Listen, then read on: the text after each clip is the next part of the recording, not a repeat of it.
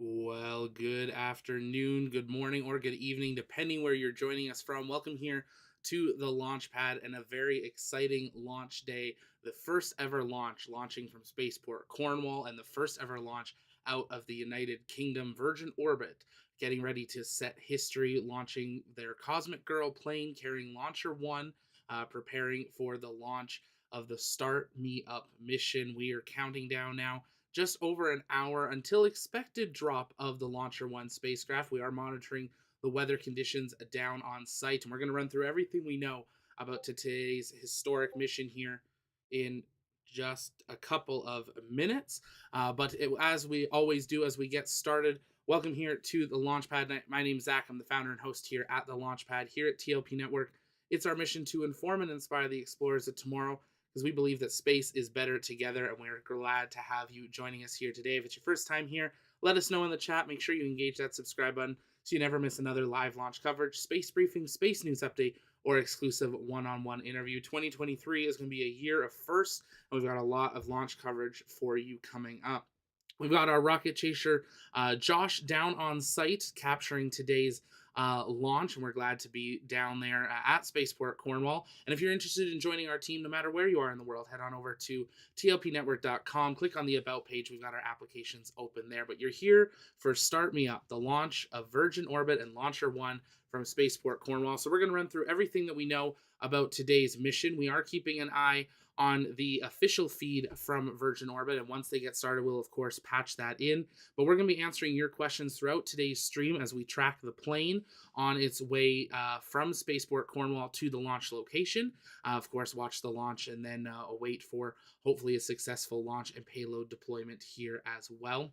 We know there's people all over the world tuning in, so it's great to have you all here. I see we've got San Diego's in the chat. We got Northwestern UK in the chat. I know I saw New York, we saw Florida, we got Yorkshire, we got Exeter, we've got lots of people all over the UK, and it is great to see you all joining us here today. If you happen to be on site or anywhere in the area that you may be able to see today's mission, if you take photos or videos of it, make sure to send that over to us on Twitter at tlpn_official, or send it to us via email or other social medias. We'd love to tweet that out and get to see what you guys actually got to see with your first launch. If you want to know more about today's mission, though, and of course any mission, you can head on over to tlpnetwork.com on our launches. We have our detailed mission briefings that you would be able to see there and learn more about today's mission. Of course, we've got today's mission briefing there. Now, the launch countdowns are fluctuating, so we are working on syncing those up with Virgin Orbit once they start their live stream. We actually have two countdowns today. Countdown to roll and takeoff and countdown to launch. So we're counting down to both of those here today. But as always, there are 7 payloads on board for today's mission for Launcher 1, both a mix of government and private. And as we said, this is, of course, is the historic first mission from the United Kingdom, a first of many new launch sites coming online as well across the United Kingdom as well. We have the inauguration of a spaceport in Sweden coming up in a few days as well. So Europe and the UK, it is seems like it's finally your time to enter into the space race with the rest, and it is very exciting to see these come online. But of course, you can learn more about today's mission over on our mission briefing. These mission briefings are going to get a full overhaul actually in the next few days here, and are going to include so much more data. We're excited to bring that all to you. If you don't know much about Virgin Orbit or who they are, Virgin Orbit is a company as part of the Virgin Group that was founded by Sir Richard Branson in 2017. So far, they've only ever launched out of the Mojave Air and Spaceport in California, launching over the Pacific Ocean, but this will be their first Atlantic launch and first launch from Spaceport Cornwall. The Launcher 2 rocket is hung under the left wing of the modified 747 spacecraft dubbed Cosmic Girl, and as you can see inside the space plane there, you can see they have launch control in the cabin of the space plane, as they not only have to fly the plane, but also have to prepare the rocket. So there's lots you can dive into here about all the stages of the rocket, why air launches, so definitely take a moment, check that out. The link for that, it will be in the chat there. But we are keeping a close eye on not only the live radar of Spaceport Cornwall, which at this time nothing is showing up on radar, which means Cosmic Girl is currently turned off. She is not transmitting at this point. which means she is not preparing for takeoff at this time. But we are keeping a close eye on that, because that will be a great sign that they are preparing for taxi and roll ahead of lifting off. It will range from about 30 minutes to an hour from takeoff to actually getting into the point where they will actually do their racetrack flying, before they actually do deployment of the Launcher 1 spacecraft. Now, if you're just joining us, welcome here to the launch pad. We're just pulling up a couple things here. But if you guys have questions, you can send those in the chat by tagging us at the launch pad, and we'll work on answering those live over the course of today's stream. Just make sure you're tagging us at the launch pad so that we can see your question come in the chat, so we'll be able to answer those. We do want to, of course, give a heads up, though, if you happen to live in the greater UK, Spain, France area, there is a chance that you could actually see today's launch following deployment. Over on our Twitter, we launched our Virgin Orbit Start Me Up mission visibility map from point of deployment of Launcher 1 from the plane through the first 8 minutes of its flight. It's going to follow that dark red line to the southwest, and those circles indicate each minute after deployment. But if you are anywhere in that kind of shaded red area, if you happen to be at a high enough elevation and have clear visibility and clear skies and good weather, there is a chance you may see Launcher 1 streaking across the sky, a first for Northwestern Europe and the United Kingdom, which is really exciting. We're going to patch in live views of the plane from Virgin Orbit once they get their feed up and running. We are waiting for updates on today as mission timelines, as they are continuing to work through it. But we do have confirmation from our rocket chaser down on site that everything is continuing towards a liftoff here this evening. The main thing they've been worried about is the winds. Right now, we are currently seeing a 22-kilometer-an-hour wind to the 260-degree direction. The temperature right now, 9 degrees Celsius on site, but it is a chilly one down at Spaceport, Cornwall. Very humid day here this evening. We are keeping an eye out for updates from Virgin Orbit as they continue through today's countdown. We do expect to have views live from the Launcher 1 rocket as well once we have actual liftoff of the rocket. Those views expected to be turned on about 5 minutes before the actual time of deployment from the space plane. We do have this great shot here from Launcher 1 sitting out on the tarmac. This is from our rocket chaser, Josh, who's down on site at Spaceport Cornwall here this evening as we count down just over an hour until expected takeoff and then launch of Launcher 1. We're going to dive into answering some of your questions, so it's great having you all here with us today. Domini is asking, why does Virgin Orbit launch in the air and not ground launch? Because they use rocket place instead of the launch pad. And the launch, why do we need an air launch? So that is a fantastic question there. Thank you for sending that in. You can dive deeper into the explanation over on our website on the mission briefing, which I'll drop in the chat, but I will definitely answer that because that's a big question for today. Why air launch? Air launches are not something we see all that often. Air launches eliminate a really big portion of why rockets are hard. You are launching a vehicle already at 40,000+ feet, which means you are already much higher into the atmosphere, which means you need less fuel to break out of the atmosphere and Earth's gravity. So being able to use something like a space plane helps eliminate those first 40,000 feet, means you require less fuel for your rocket, which means you can actually put larger payloads with less fuel and launch from a higher elevation. This is something that's happened before. We used to see this with the Pegasus rocket out of the United States, so that's what we're watching. The one big disadvantage of launching from a space plane like Cosmic Girl, as a modified 747-400, is their capacity.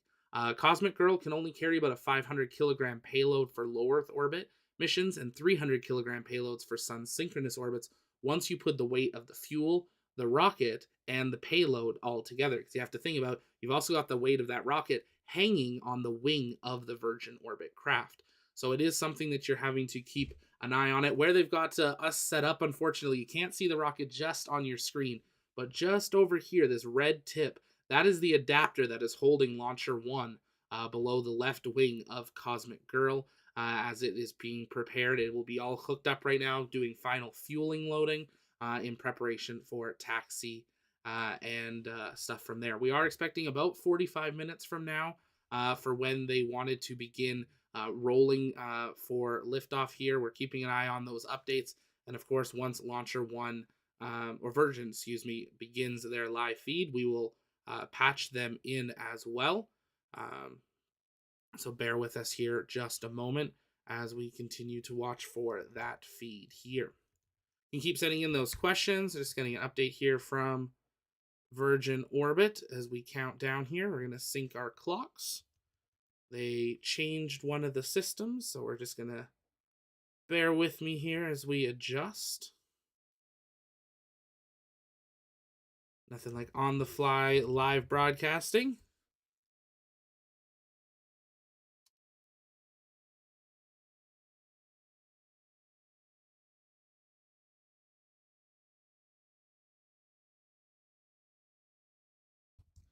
We are getting confirmation that expected takeoff time is now 10:01 p.m.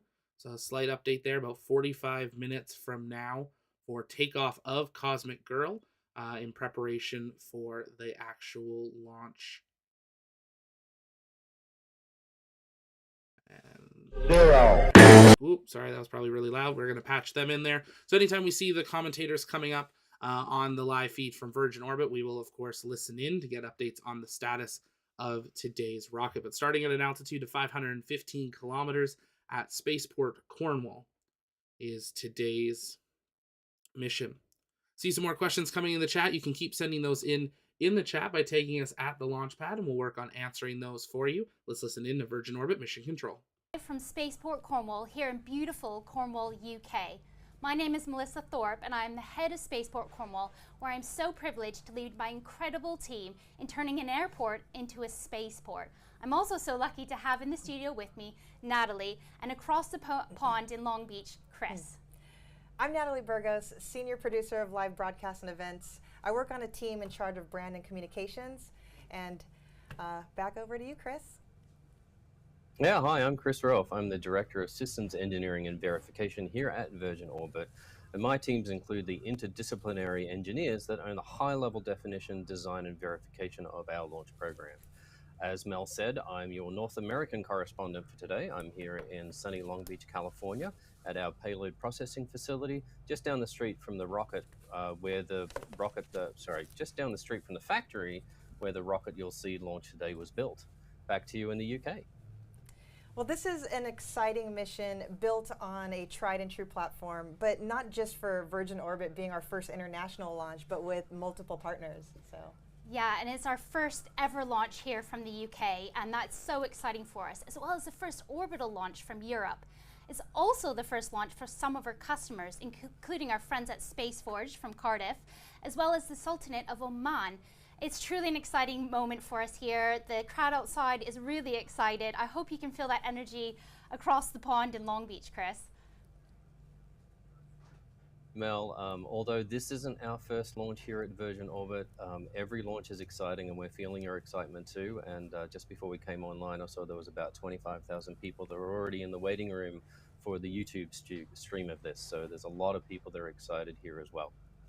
So today you're going to be hearing over the program the audio from our MCC, or our Mission Control Center. And what that is you'll hear a lot of people on that line, including folks like our launch director, our ground crew, our department consoles, our flight crew, and our launch engineers. And anything that they're talking through today, if there's a little extra information that I can provide, a little extra color, I'll do that. This morning I sat in on the morning briefing. Our aircraft systems, rocket systems, ground systems, and our weather, both ground and, if you can imagine, our space weather, are all nominal, and we are go for launch today. Another thing that you're going to see throughout the program today are our graphical user interfaces, or our GUIs. And we're going to bring up our rocket load GUI right now. As you can see on the screen here, we have our Launcher 1 in the top section of the screen. On the left is our Stage 1, which does most of the heavy lifting. On the right is our Stage 2, and that's the pointy end where all our payloads live. This is live data that you're seeing right now coming from our systems. You can see that both our fuel, which is RP1, and our liquid oxygen, our oxidizer, is at 100% for both of our stages, as well as our helium, both cold and hot helium. Everything else here looks normal right now. Our pressures are good. Our battery bus voltages are good. Cosmic Girl is performing normally, including our pallets and pylons. And as I said, we'll be seeing different GUIs through the program depending on the stages of flight that we're in. But for now, we're going to watch a quick video on some information on the UK Space Agency.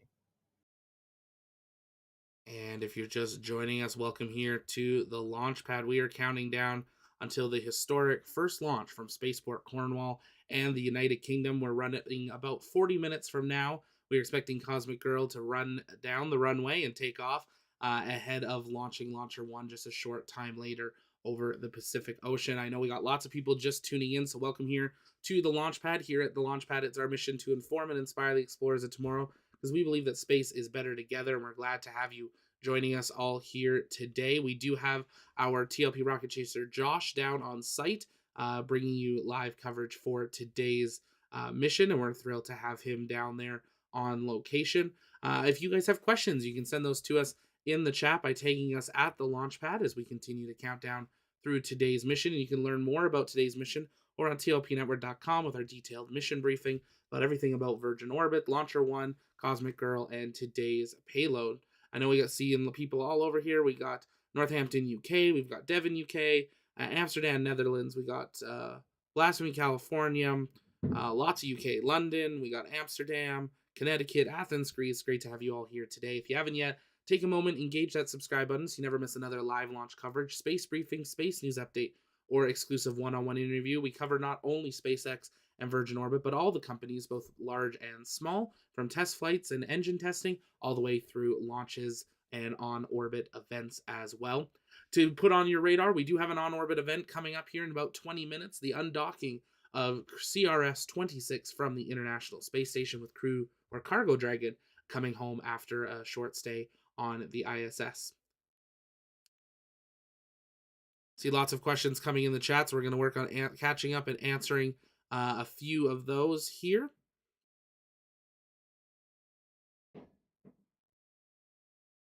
We got that one there.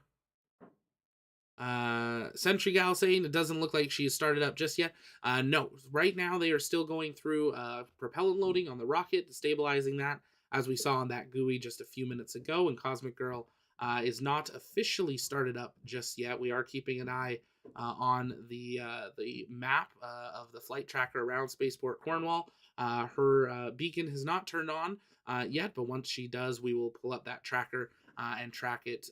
Of course, we won't have full live views from the rocket the entire time, but we will have that live tracker knowing where Cosmic Girl is, working towards an on-time launch.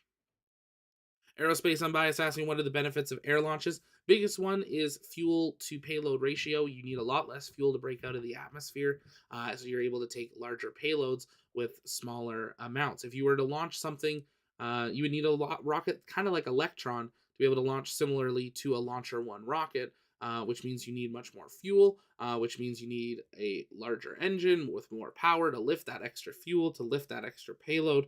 So by eliminating some of that, you can kind of shrink everything down just a little bit and get a little bit more payload for the bang for your buck in the fuel by launching from air. You can find out more over on the website.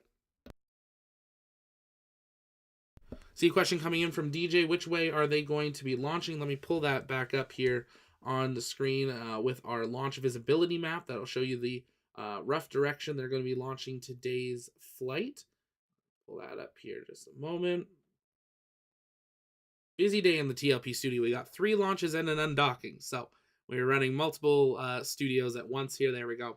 There's that launch visibility map. This is from the point of drop from Cosmic Girl in the direction Launcher 1, so to that southwest. If you are anywhere in that shaded red region and you have high altitude and clear visibility, there is a chance that you will see Launcher 1 streaking across the sky. A very exciting thing. First time to see something like this in the United Kingdom and Northwestern Europe as well. If you happen to be over in Lisbon or on the coast of Spain, you have a really great shot and of course, very southern part of Ireland. You have a great shot of seeing this right at ignition as well. But keep in mind, it's a night launch, so you're just going to see this kind of bright light, and this bright light's going to start moving in the sky. We are talking a large distance, so it's going to be moving at a decent speed, but you might be surprised how kind of slow it is across the sky if you are further away. But you keep a close eye for something moving out to the south or to the west, depending where you are located in that region. Keeping just an eye on everything going on here. For today's mission, we are continuing towards an expected takeoff of Cosmic Girl at 10:01. We're continuing to watch weather conditions at the airport. Right now, we are experiencing 22 km/h winds at a 260-degree or a almost completely northeasterly direction. Incredible live view right now there. That is Launcher 1 under the wing of Cosmic Girl at Spaceport, Cornwall. You can see it all still hooked up, but you can see their teams beginning their closeouts, preparing for Cosmic Girl to begin rolling here in about 30 minutes. She generally rolls just a couple minutes before that expected takeoff time. There's a live view overlooking the kind of in front of the hangar of Spaceport Cornwall as well. Cosmic Girl is a modified 747-400 aircraft that used to fly passengers, that was then modified. Where Launcher 1 is hanging underneath the spacecraft, that is actually what was developed for 747s to be able to fly with a fifth engine. Should they ever have needed to move an engine for another aircraft at another airport, they actually built the wing to be able to hang a fifth engine off that would not actually operate during flight, to be able to fly it, to make it a lot easier to move these very large engines around. Virgin Orbit was able to take that heritage of a weighted hanging piece off of the left wing and modify that to be able to hold today's Launcher 1 spacecraft. This is the first variation of the Launcher 1 and Cosmic Girl. Virgin Orbit has actually ordered 2 additional planes for their fleet. Currently, they only have Cosmic Girl, but they'll be launching not only out of the Mojave Air and Spaceport in California, but they will also be looking at launching now, of course, from Spaceport Cornwall. They have deals for launching out of Brazil, and another number of other countries are currently looking at Virgin Orbit as a way to enter into the space race. Again, if you're just joining us, welcome here. You can send in your questions by tagging us at the launch pad, and we'll be answering those live as we continue to count down towards the launch of Start Me Up, the first ever mission from Cosmic Girl and Virgin Orbit and Spaceport Cornwall.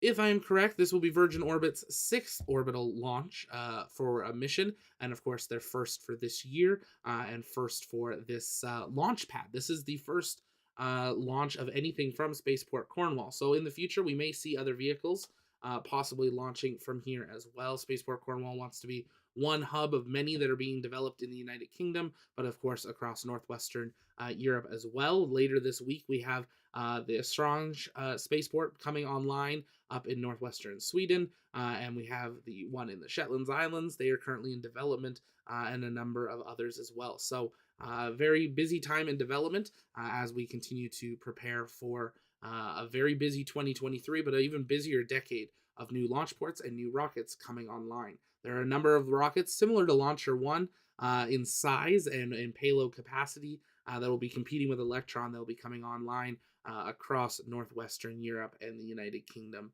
as well.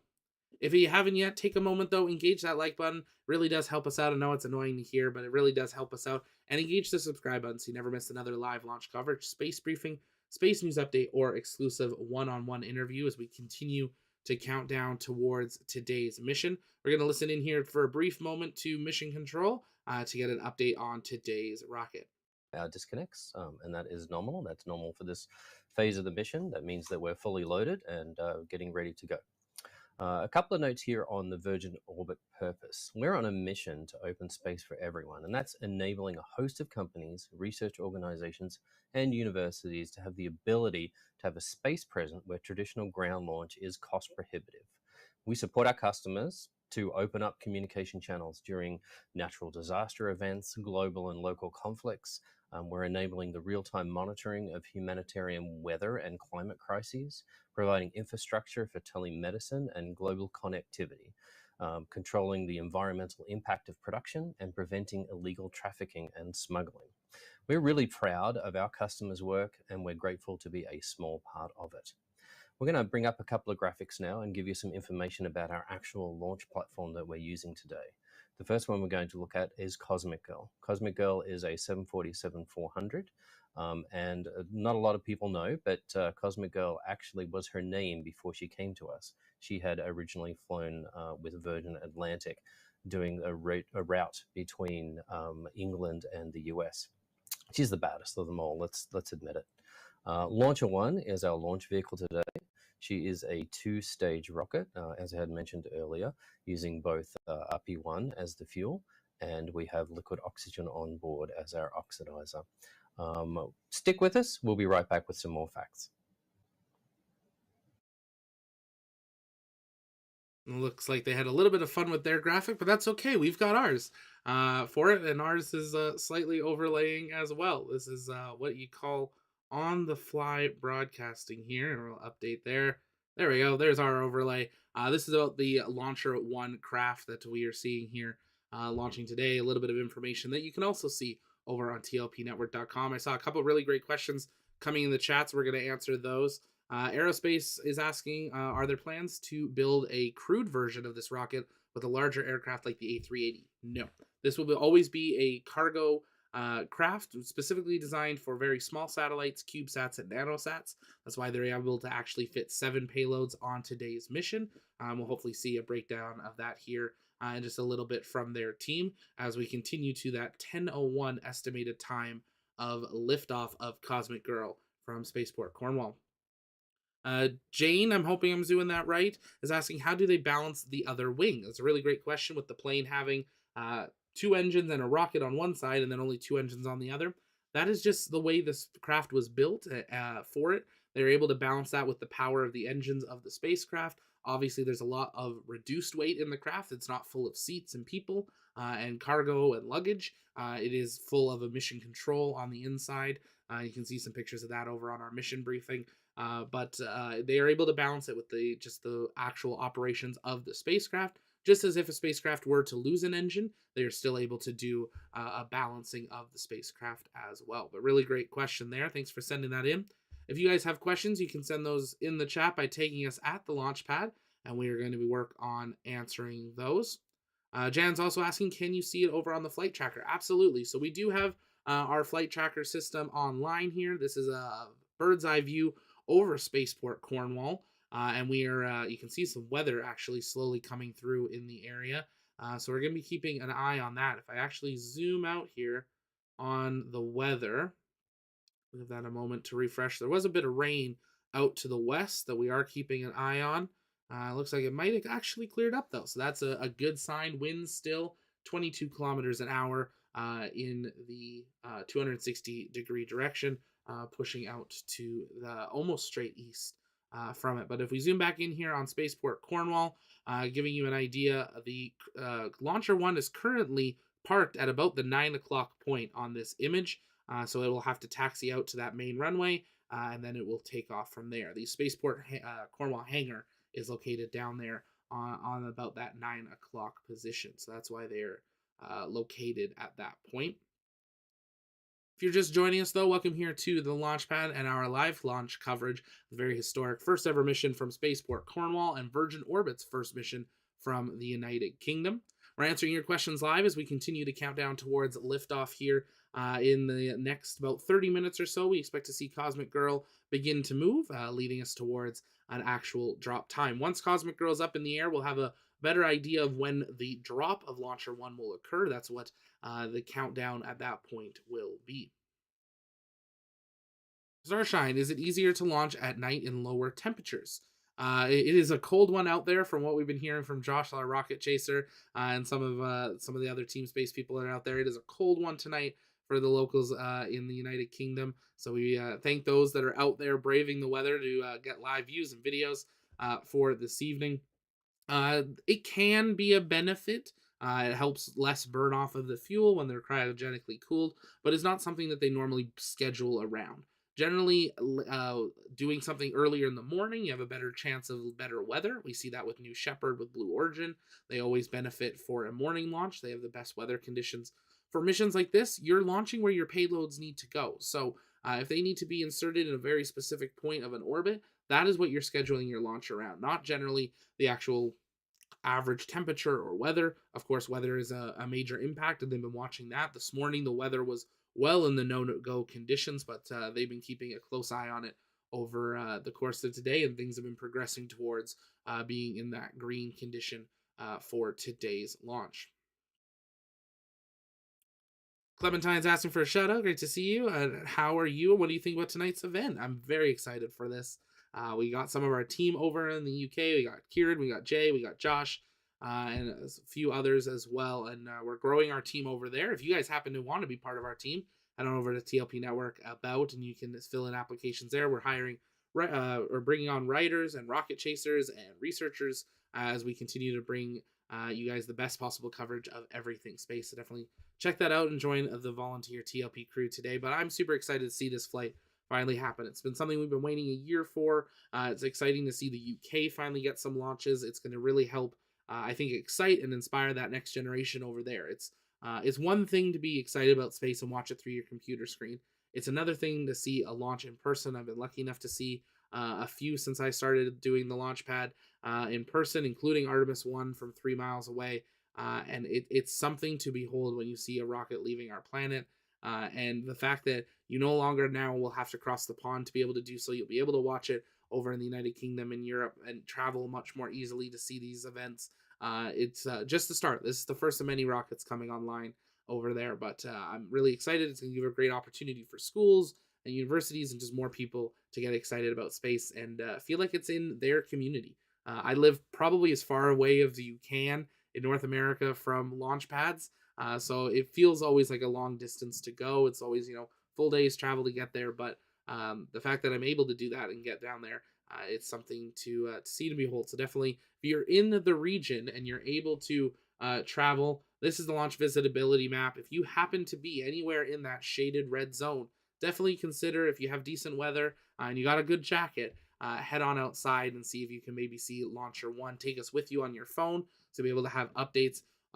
Cosmic Girl, once she takes off from Spaceport Cornwall, she will fly out over the Atlantic Ocean, and she'll enter what they call an erase track, which is where they put her into a looping formation of flight, and she will do that at least once, if not twice, to finalize the airspace, make sure everything's good with the craft and the rocket. Then they will go for a launch attempt, and there's a specific point they have to drop the rocket for it to be able to drop away from the plane and launch towards its targeted trajectory. So we will have, of course, a countdown towards that drop and ignition of the Launcher 1 spacecraft. But take us with you as we go closer to that point. It'll be probably 30-40 minutes after launch, so we still have a bit of time. So it's time for you to charge up your phone, get your jackets ready, and consider heading out towards a place that you think you might be able to see it. Of course, keep in mind your elevation and your light pollution and your weather conditions are going to impact if you are able to see today's mission. It is a small rocket. It's not something like an SLS that you can see for states away.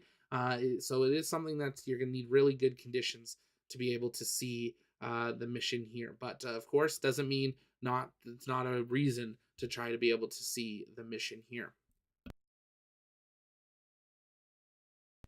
Catching up on your questions, you can keep sending those in the chat by tagging us at the launch pad. I appreciate you sending those in. Clementine, after launch, how will you be able to keep the rocket in view at 35,000 feet and above? So we will not have a live view of the plane the entire time it's in flight, especially with it being a night launch. That's going to be harder to see. We're going to switch over here to the live feed. This is a live view of what they call their GUI. This is the condition of Launcher 1, and you can see there, Launcher 1 is 100% full on fuel and oxidizer. It is preparing for launch here. We are expecting Cosmic Girl to begin rolling in about 15 minutes or so from now, beginning her journey to the runway ahead of launch coming up. We will adjust our launch countdown to the drop countdown once we actually have Cosmic Girl in the air, and of course we'll be live tracking her. We're waiting for her to turn her beacon on, which at this point she is not done at this time. But back to the question, how will we be able to see it? So there is actually a rocket on board Launcher 1 that we will be able to look at as we move towards that actual launch time. They're going to turn that camera on about 5 minutes before launch, and that's what we'll be keeping a close look at. So we will actually be able to fly with Launcher 1 from about 35 to 40,000 feet up to that 500 kilometers and hopefully see actual deployment as well. So thank you for sending that in. Irish is asking what flight tracker are you using? Really, any of them. If you probably go to any of them right now, it's probably trending as one of the top ones. But you're looking for the NQY airport, the New Quay Cornwall airport, and eventually Cosmic Girl will turn on her beacon. At this time, the beacon has not been activated.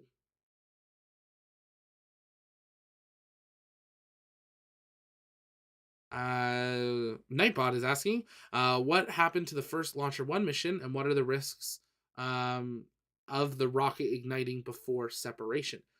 So it is controlled. There wouldn't be a risk. I mean, there's always a risk that there could be um, a drop issue, something wrong with the rocket, but just like any rocket on the pad, it doesn't just ignite by itself. There are igniters and everything on the vehicle. So none of those are armed until they're actually ready to have ignition of the rocket. When they actually launch Launcher 1, it drops first, then it ignites. It does not ignite when it's attached to the rocket. That would endanger the plane. So they have lots of safety parameters for that in place. Steve's asking how long after takeoff does the rocket launch? So it's not a set time until the plane is actually in its dedicated airspace, and then we will get an updated drop time from the team on board who are monitoring the condition of the plane and of the rocket. Last time we saw it, it's generally about 30 to 40 minutes, but that can fluctuate with this being the first launch out of the United Kingdom. Of course, all of the UK is watching this, and we're glad to have many of you joining us here tonight, but we are keeping a close eye on that. This is a great shot from our rocket chaser Josh, who's down on site as they continue to prepare launcher Cosmic Girl and Launcher 1 for flight.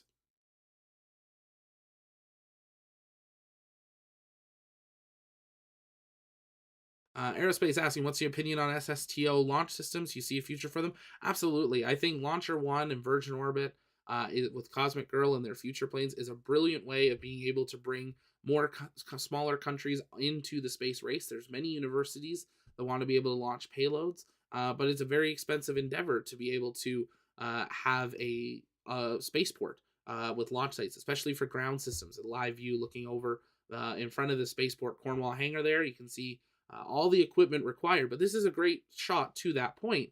Everything you see is right there on screen. There's the tanker trucks for fueling Cosmic Girl. There's the fuel and propellant trucks for loading Launcher 1. Everything you need is in those couple sea cans and trucks. A lot of those vehicles, like the fuel for the plane, you could do at any airport that can house a 747 plane. So really, any airport that can home a 747 aircraft that can land and refuel and take off on with a long enough runway and has some empty hangar tarmac space, you could use this launch system. And I think that's a really great way of being able to bring more systems and more countries online. It's a much cheaper way as well. And it's less risky for the actual payloads as well, because you can integrate the payloads actually on location in preparation for launch. So a really great opportunity for more countries to come online. I appreciate that question. Thanks for sending that in.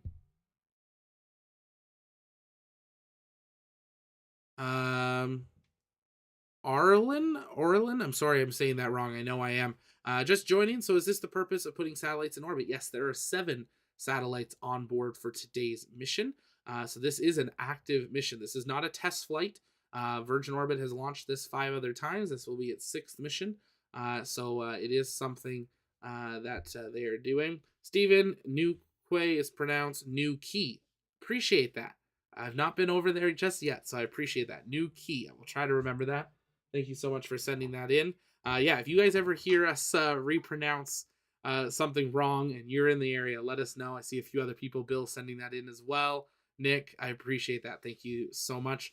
You're looking at a live view here under the left wing of Cosmic Girl as teams prepare Launcher 1 for liftoff here. We are counting down just over 15 minutes until the expected takeoff of Cosmic Girl from Spaceport Cornwall. We're going to take a listen in to Mission Control here just for a couple of minutes.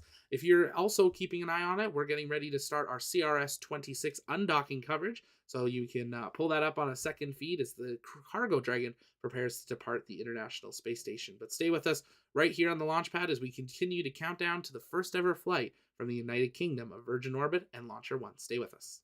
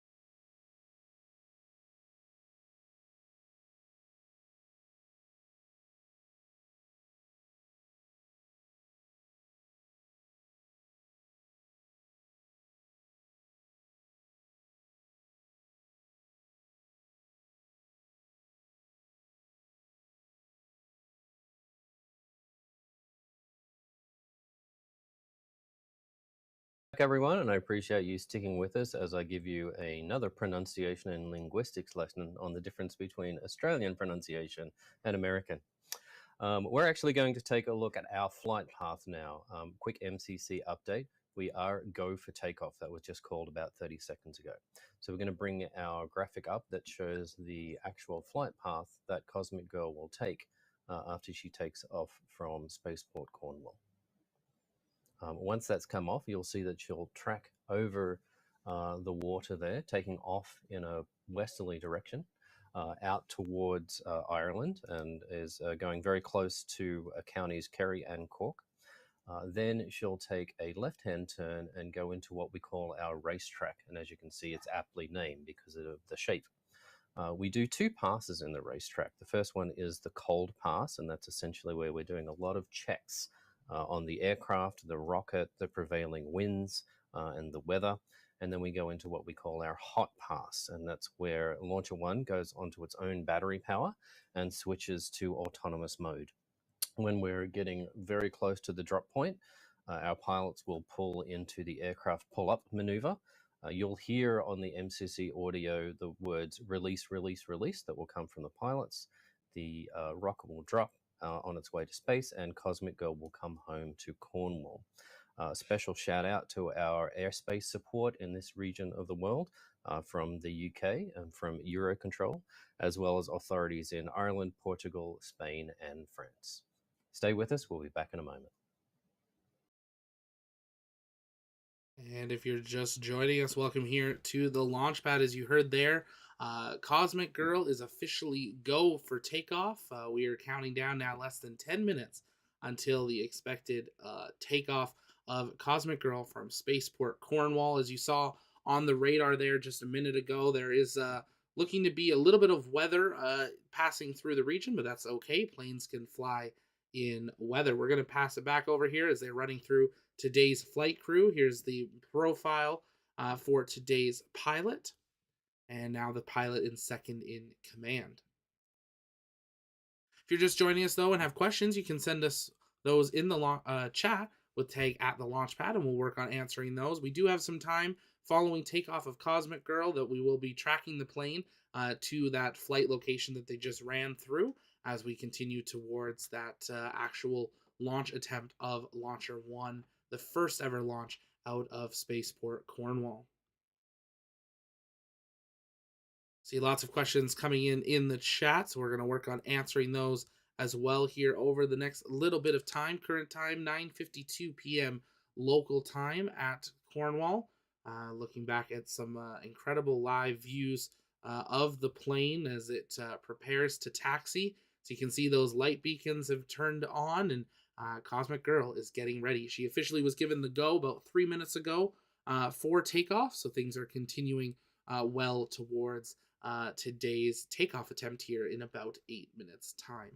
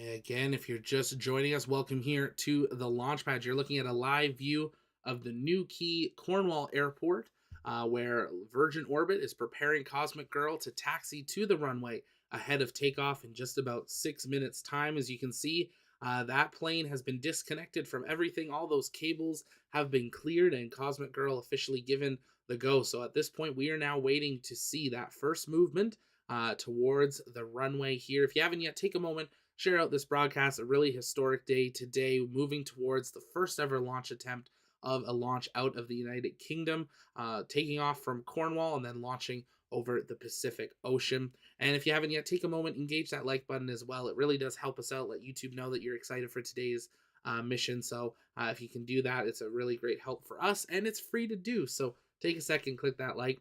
If you enjoy space though, and you like watching rocket launches, take a moment and hit subscribe Here at the Launchpad, it's our mission to inform and inspire the explorers of tomorrow because we believe that space is better together, and we bring you full live launch coverage of Virgin Orbit, SpaceX, NASA, ULA, Rocket Lab, Astra, and everyone else in between, from engine testing of new rocket types to the orbital launch of Starship later this year. We're going to bring you full coverage of everything space, as well as our space news updates and exclusive one-on-one interviews. We got a bunch of those coming up this year that we can't wait to share with you as well, and we're glad to have you all with us here. We're keeping an eye on Cosmic Girl, waiting to see if we see that first sign of movement, because that will be what is pointing us towards getting ready for today's flight.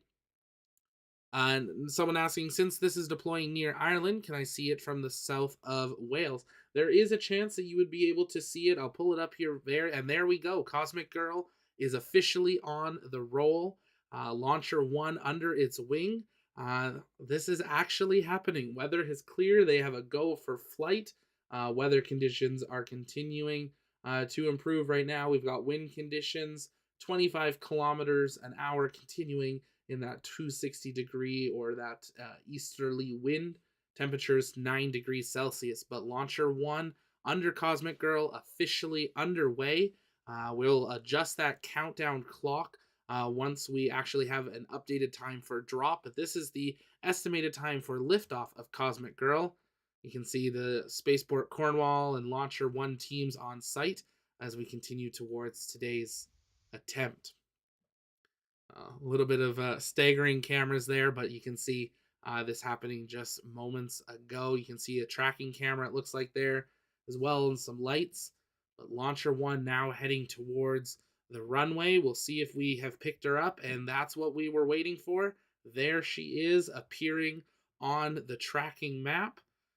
We will now be able to track her as she continues on her journey here today. Currently, it looks like probably the #1 tracked flight on tracking things. We're going to activate our follow mode there. So we will now for sure be following that vehicle. But we're going to go full screen here just for a moment with these views. There is Launcher 1 preparing for taking to the runway ahead of her first ever flight out of the United Kingdom. Take a moment, let us know in the chat where you're watching from, who you're watching with for this exciting day, first ever flight here. And we're going to be keeping a very close eye on that flight tracker as there's a little bit of weather that she's going to be taking off through. But that is okay. She can handle some weather. She's currently taxiing down the runway to the end, where she will turn back around in preparation for liftoff.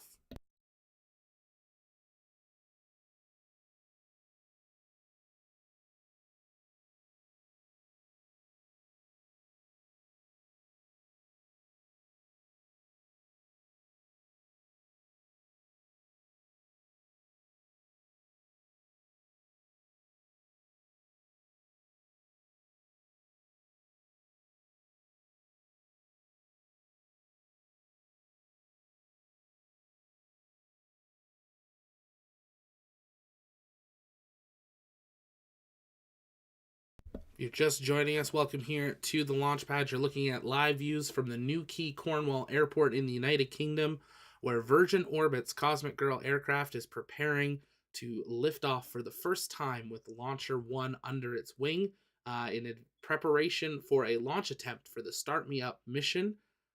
You can see she is approaching the end of the runway, and she'll begin to do a turn 180 degrees in preparation for liftoff.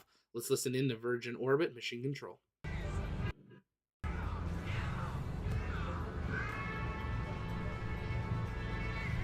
We're going to keep a close eye on that. They got some music playing, but if we hear any actual talking, we will patch that in as teams prepare for liftoff. We're just over about a minute away from expected takeoff of Cosmic Girl. From this point on, we are going to keep that live tracker on the right side of your screen, or full screen if we do lose views of the spacecraft. If you haven't yet, though, take a moment, share out the broadcast, let people know that we are go for takeoff of Cosmic Girl from the Newquay Cornwall Airport in the United Kingdom. For those that are following along, we are also keeping a close eye on the International Space Station as Cargo Dragon prepares to undock from the International Space Station. We have that running on our secondary stream if you are wanting to follow that. But today, a historic day for Spaceport Cornwall in the United Kingdom. You can see there Cosmic Girl beginning to rotate and perform a 180-degree turn, lining her up on runway.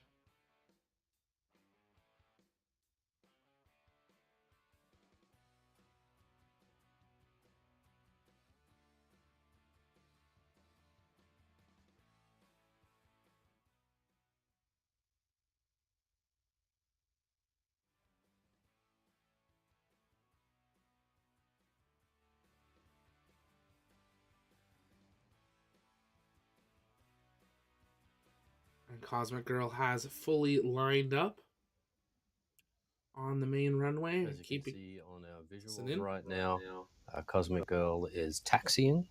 Like I had said earlier, we had cleared all of our launch commit criteria and cleared for takeoff. Our ground crew had cleared the area, and our pilots are ready for takeoff. So we're just positioning ourselves for wheels up, still planned in the next minute or two.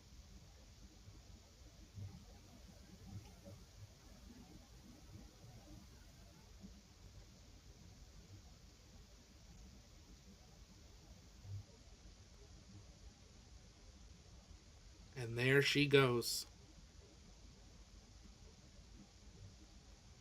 As Natalie had said earlier, this is our second nighttime takeoff. Our last mission was also a nighttime. And some folks in the area of Cornwall and also the counties I mentioned earlier in the south part of Ireland may have noticed in the last couple of weeks Cosmic Girl making some practice runs out there off the coast. Cosmic Girl is now on the runway taking off. There's a slight delay, of course, with the video feed, but we have liftoff. Cosmic Girl departing Newquay Cornwall Airport. Godspeed Launcher 1, Godspeed Cosmic Girl on this historic both European and UK mission to open space for everyone.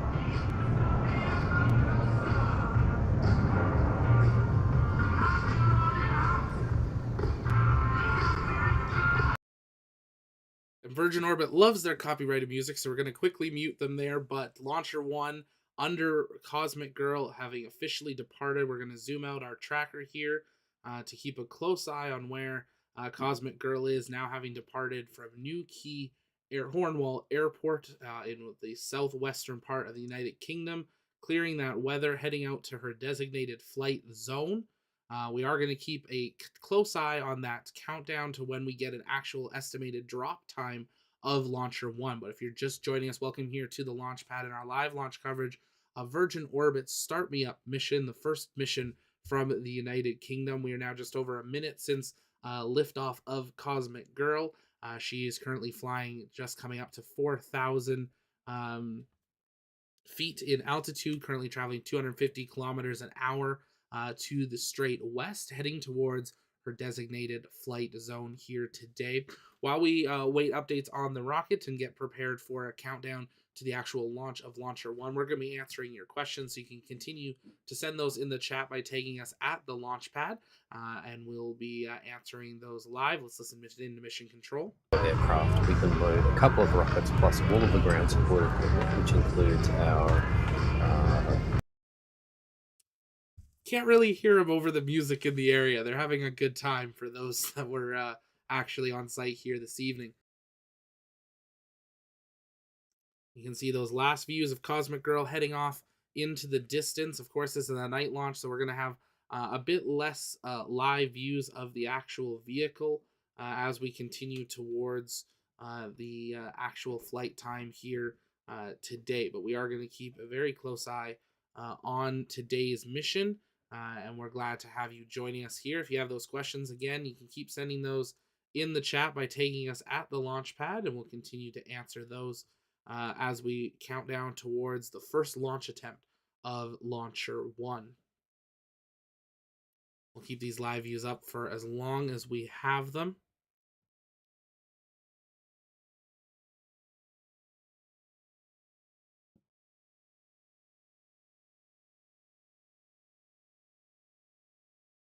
Just syncing our clocks with Virgin's there since time of takeoff. Now 3 minutes since Cosmic Girl took off. You can see a live view of their GUI is what they call it. That's the live conditions, live telemetry from Launcher 1. You can see both the first and second stage fully fueled with it, as well as their live temperature data and current low battery conditions and speed as well. Now passing through 11,500 feet, over 300 kilometers an hour, heading up to an altitude of 35 to 40,000 feet in preparation for today's launch. This is not the launch yet. This is just the plane taking off. So we still got lots more. The rocket's still needing to get to its designated flight zone as we count down. We will await a targeted drop time from Virgin Orbit, which they will update on their screen. But right now we are in a captive carry situation, situation. That is what they call it. That is the Launcher 1 is safely located under the left wing of the Cosmic Girl spacecraft. Stuart is asking a really great question. Now that she's in flight, what is happening with the commercial flights around her at this time? And we can actually bring that up on the main screen here for you guys. This is a live look at the live telemetry of the area. And if I zoom this out, this is going to refresh here very shortly. You can see some of the weather. There's really nothing flying in the area. They do have a cleared airspace specifically where they are going to launch. But if this were to launch from other locations, there could be aircrafts flying in the area. We've seen this launch from Mojave and fly over Los Angeles with other aircrafts around it. They do put in a bit of a barrier where it is, but it does not have a dedicated kind of major no-fly zone. I see a perfect. That's the question there, Stuart. Awesome. Looks like our team got the question system working. Glad to see that up and running. If you guys have questions, you can send those in the chat by tagging us at the launch pad, and they'll appear on screen, and then I'll answer them as well. So glad to have that there. We've been working on getting that online, so glad to see that we got that sent in there. We'll be keeping an eye on your questions here.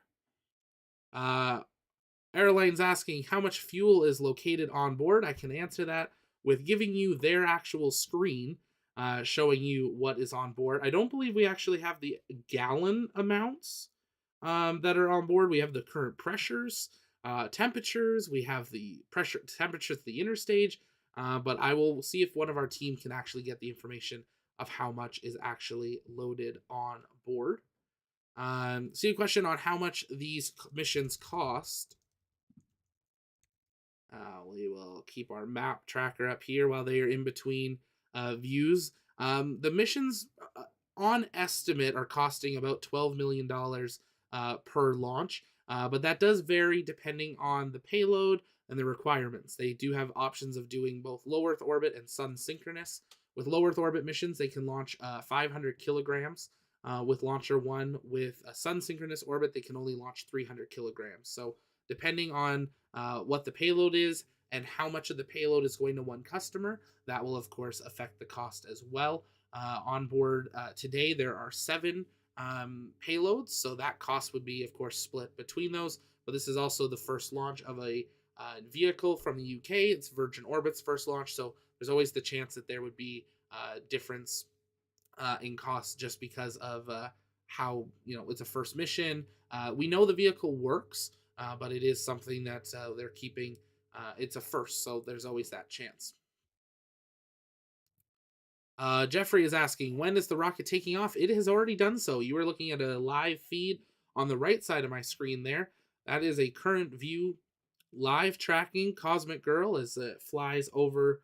It looks like, bear with me, I'm still learning my UK geography, the southwestern part of the UK, leaving that kind of behind it, heading out towards its targeted destination. If we zoom this out, can actually have a better idea of where it's going. It's going to fly through. There's a lot of planes in the air, a lot of planes there, but it is going to be flying, continuing in that direction out until it is south of Ireland. It has a designated flight zone, but it does look like it is going to fly directly through some weather as we continue towards today's mission time.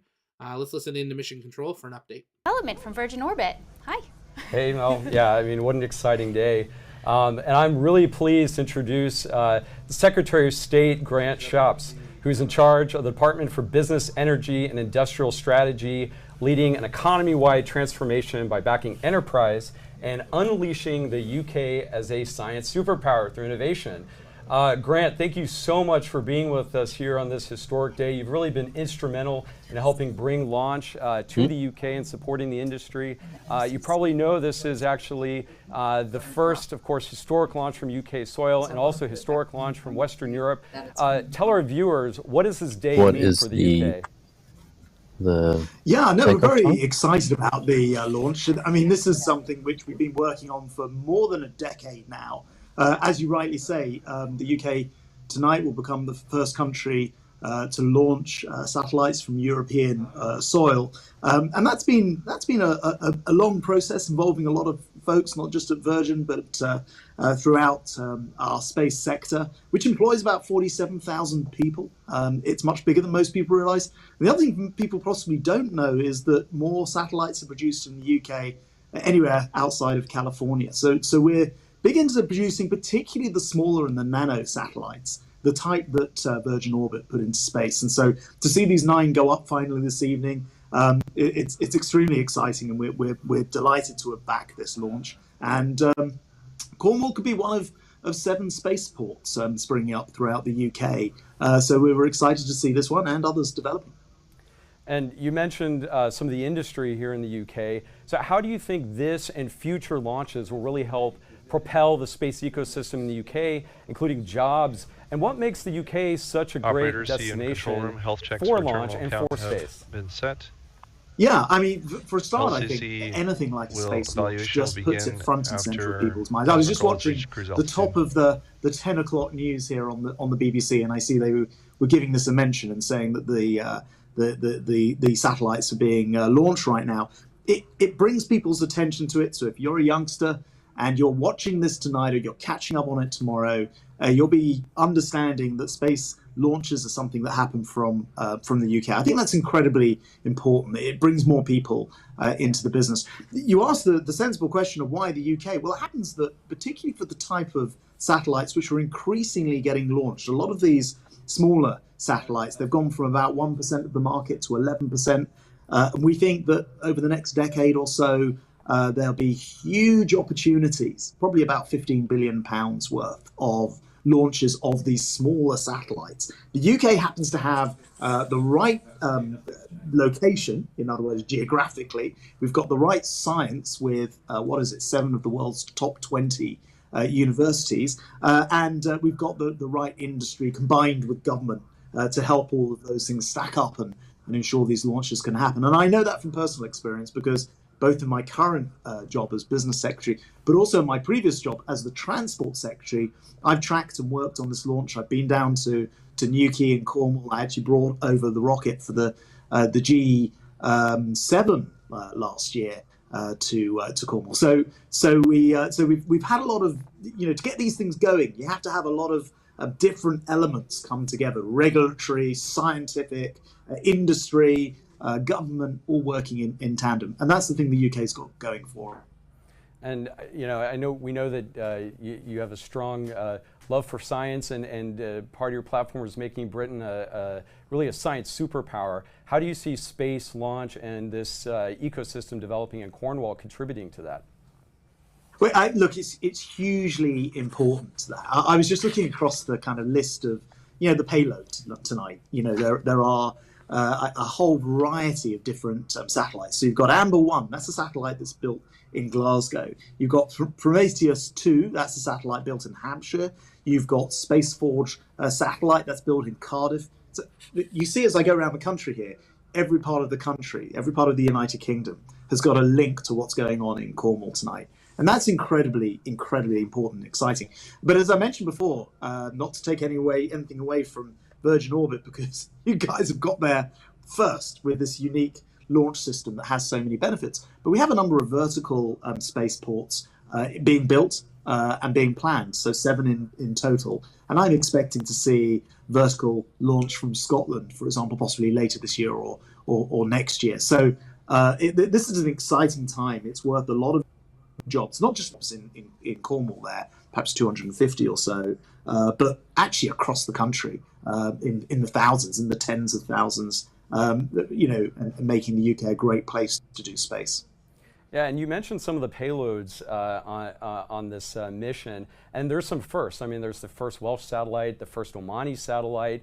So there's a real also international flavor in space. How important is it, one, for the UK to have its own launch and end-to-end sustainable space-based capability vis-a-vis other spacefaring nations, so as a nation leading in the space realm, and two, really international partnerships. I mean, I know that this is important for UK, you mentioned the other launchers, but clearly space is an international cooperative industry, and so working across country lines is equally important. That is absolutely true, and just in the autumn we signed a deal essentially with the European Space Agency. We put in, I think the figure springs to mind is over £1.8 billion. We've secured 3 more British astronauts. So we're working in the international sphere, so in Europe, but also with NASA and a whole variety, and have historically done so. Kind of interestingly, though, you ask a really interesting question, because the UK is the only country in the world to more than 50 years ago have designed, built, and launched its own rockets and satellites successfully into space, and then scrapped the entire launch program. This was back in 1971. It's a long time ago now. It was kind of a surprising thing to do, given many other countries or other locations continued or have got into the space race since then. I think the big thing that's changed is the commercialization of space ever since, though, because I was just looking back. You only have to go back to 2019, and there are only about 500 satellites launched globally. But in 2021, so just a couple of years later, there were 1,900 satellites launched. So you can see this is a massively growing market, particularly these smaller nano satellites, some of which are no bigger than a shoebox, that the United Kingdom really has great speciality in, as well as some of the bigger ones, which we've always hear. So there's a big market, and we want to work globally. We want to do that, but we also think that we can grab probably as much as 30% of the launch market on these smaller satellites, which is something we're very keen to do. And if you're just joining us, welcome here to the launch pad. We are now counting down just under 51 minutes until drop of Launcher 1 from Cosmic Girl. We're looking at a live tracking view of Cosmic Girl having departed from Newquay Cornwall Airport in the United Kingdom, currently flying out to its zone. You were listening in there to a bit of an interview from the Launcher 1 team, talking about the importance of bringing these spaceports online. We're going to be answering your questions live, so you can send us those in the chat by tagging us at the launch pad. And we'll be working on those. We'll be bringing them up on screen here. We got a really great question from I'm going to say your name wrong, and I apologize. I've said it twice, I think, tonight. Arleon, sending in a question. Do you think that this launch method could be something NASA might adopt if they aren't doing something similar already for it? That's a really great question. Thank you for sending that in. So they actually did used to fly a vehicle called Pegasus. It was a rocket that launched previously. It was very similar to the style of Virgin Orbit and was a rocket launched from a plane. Had a number of missions out of the United States, but was retired a number of years ago for it. Is it something we could see NASA using in the future? Absolutely. Virgin Orbit would be able to compete for contracts with NASA, but also would be able to file for contracts and stuff as well, or for NASA to approach them for possible missions. So it is something that we could see future NASA missions on Virgin Orbit with Launcher 1. Virgin Orbit has ordered 2 additional spacecrafts. So really great question there. Thanks for sending that in. Again, if you have questions, make sure you're tagging us at the launch pad. That flags it in our system, so we see that question come in so we can answer that live there. If it's your first time here, though, welcome. We are counting down now less than 50 minutes until the estimated drop time of Launcher 1 from the Virgin Orbit spacecraft. It is currently flying over the Atlantic Ocean, heading towards south of Ireland for its dedicated launch zone. We are keeping a live eye on that. We are patching in mission control as we hear updates with us, so make sure you stay with us. Launch has not happened yet. though the plane is in the air, we have not launched yet. So history still to be made here later this evening. See a question coming in here from Dave. What are the benefits of showing, excuse me, whoop. There we go. What are the benefits of night launches? Really great question. Thanks for sending that in as well. There's a few things that can be a benefit to night launches depending where you're launching from. Weather conditions range throughout the day, but generally have some kind of same conditions every day. Morning could be better, evening could be better. So if you know your weather conditions, you're able to do so. I used the example earlier with Blue Origin and their new Shepard rocket. We always see them launching in the morning, not evening or night. They want to offer the best view for their customers, but also that has to do with the weather conditions in the desert. Generally, the morning is a little bit cooler, less chance of weather developing, and is a bit better there. So we are keeping an eye on that. As you can see, Cosmic Girl flying through some rain today, heading out towards that flight. But rockets can fly in rain. The biggest concern is lightning. That is always the big concern over in Florida.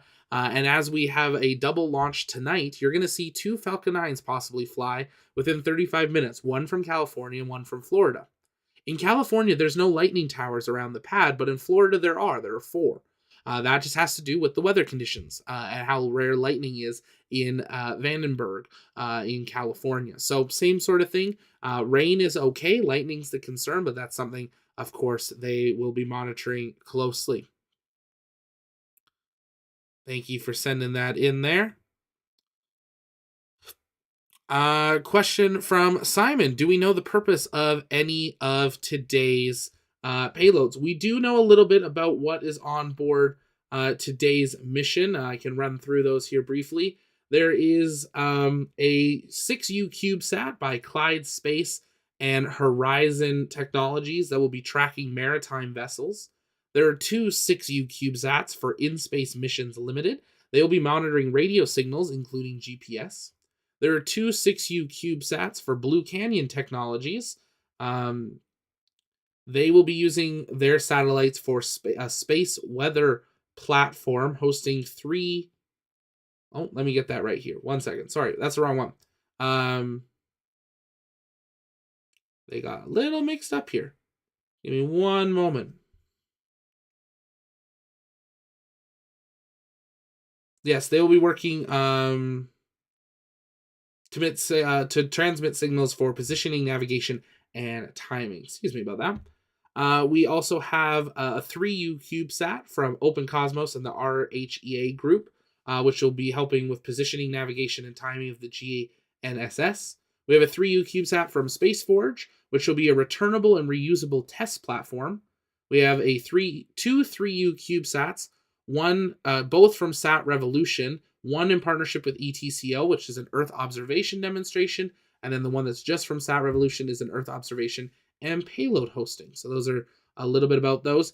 CubeSats are small satellites that are based around units of 10 by 10 by 10 centimeters or 3 by 3 by 3 inches. So 1U is 10 by 10 by 10. So if it's a 6U, it could be 1 by 6, or it could be 2 by 3.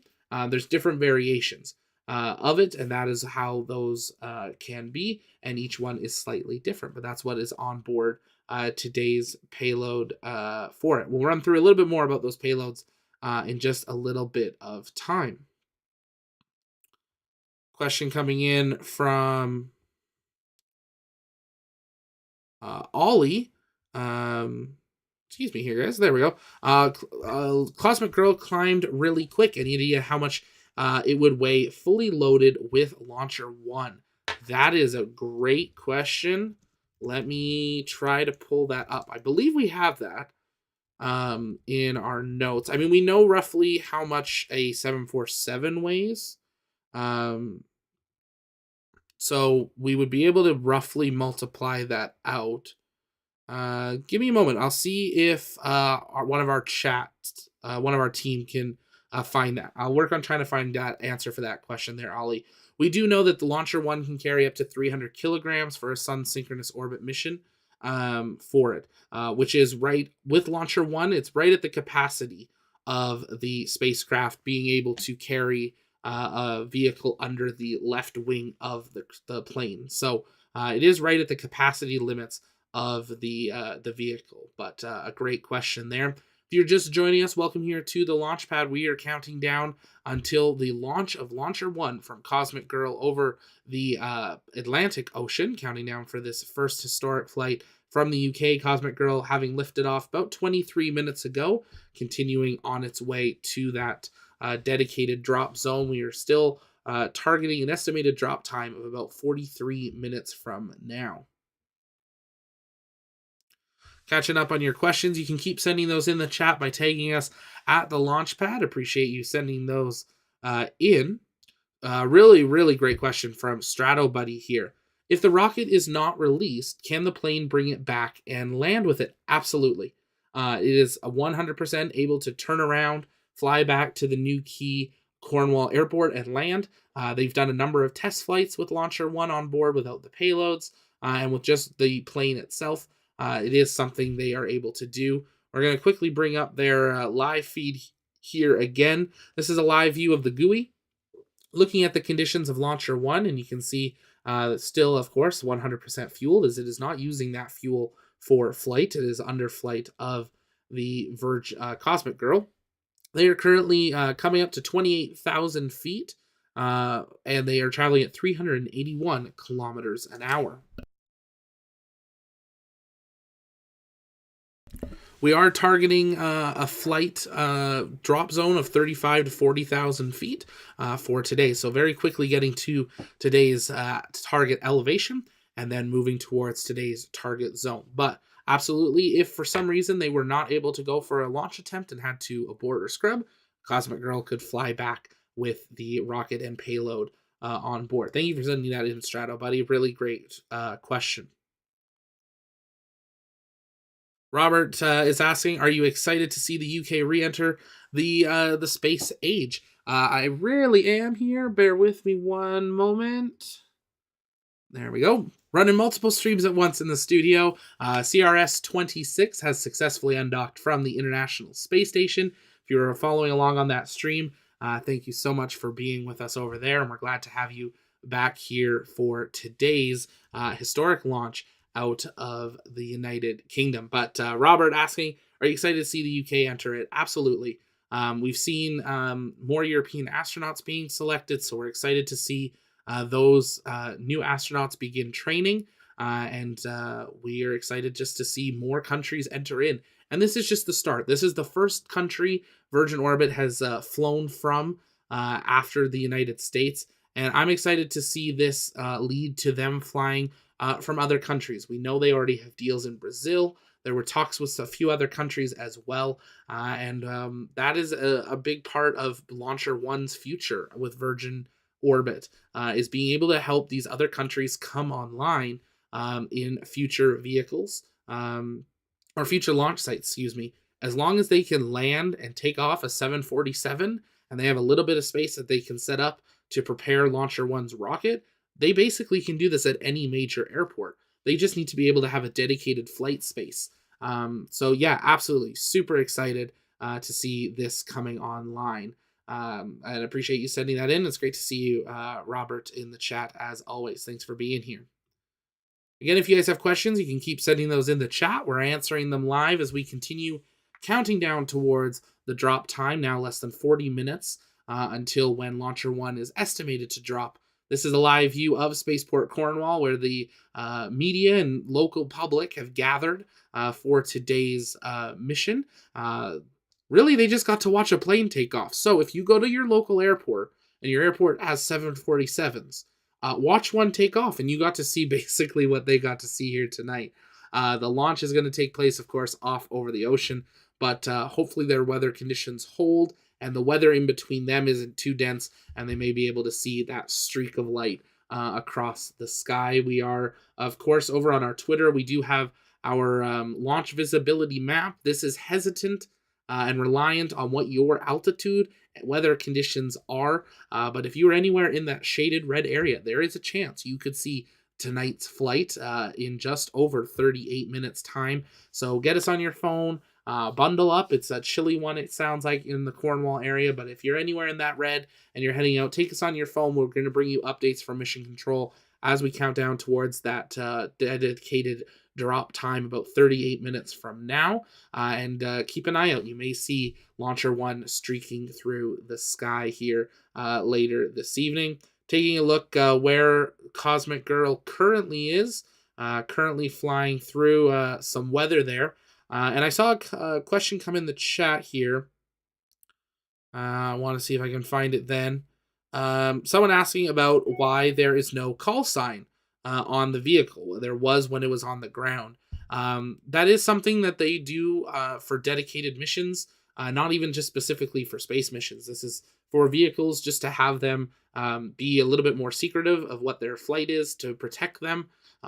If you were the general public and we weren't showing you this flight and you didn't know where this flight was going to be, you might not know what it is, and it just gives some privacy to that plane. And that is why you are seeing no call sign currently listed on the spacecraft at this time. Well, we'll keep an eye on that as it continues to journey towards the dedicated drop zone here. See if we're able to possibly... Let's see, we'll turn that on there. See if we're going to be able to turn off the weather possibly, so that you guys can actually have a view here of... Bear with me. We're going to turn that one and that... Whoop. I'm going to turn a few of these off just for a moment so you can zoom out and are actually going to be able to see the conditions. We'll leave clouds on. So the gray is cloud conditions. But if we zoom this out, this is going to give you a little bit better idea of where it is. And Cosmic Girl at this time basically entering the dedicated flight zone. We will soon see it perform a left turn where it will enter into its first racetrack.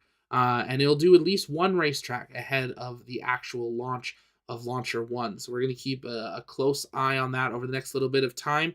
Now directly south of Ireland in preparation for today's flight.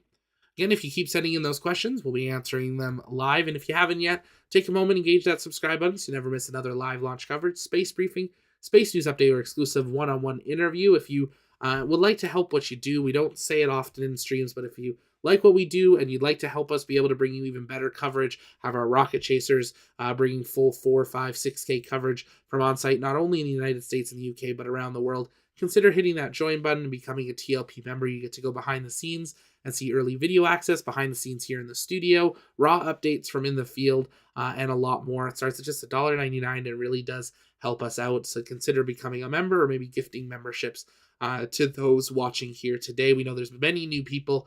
We appreciate you being here with us.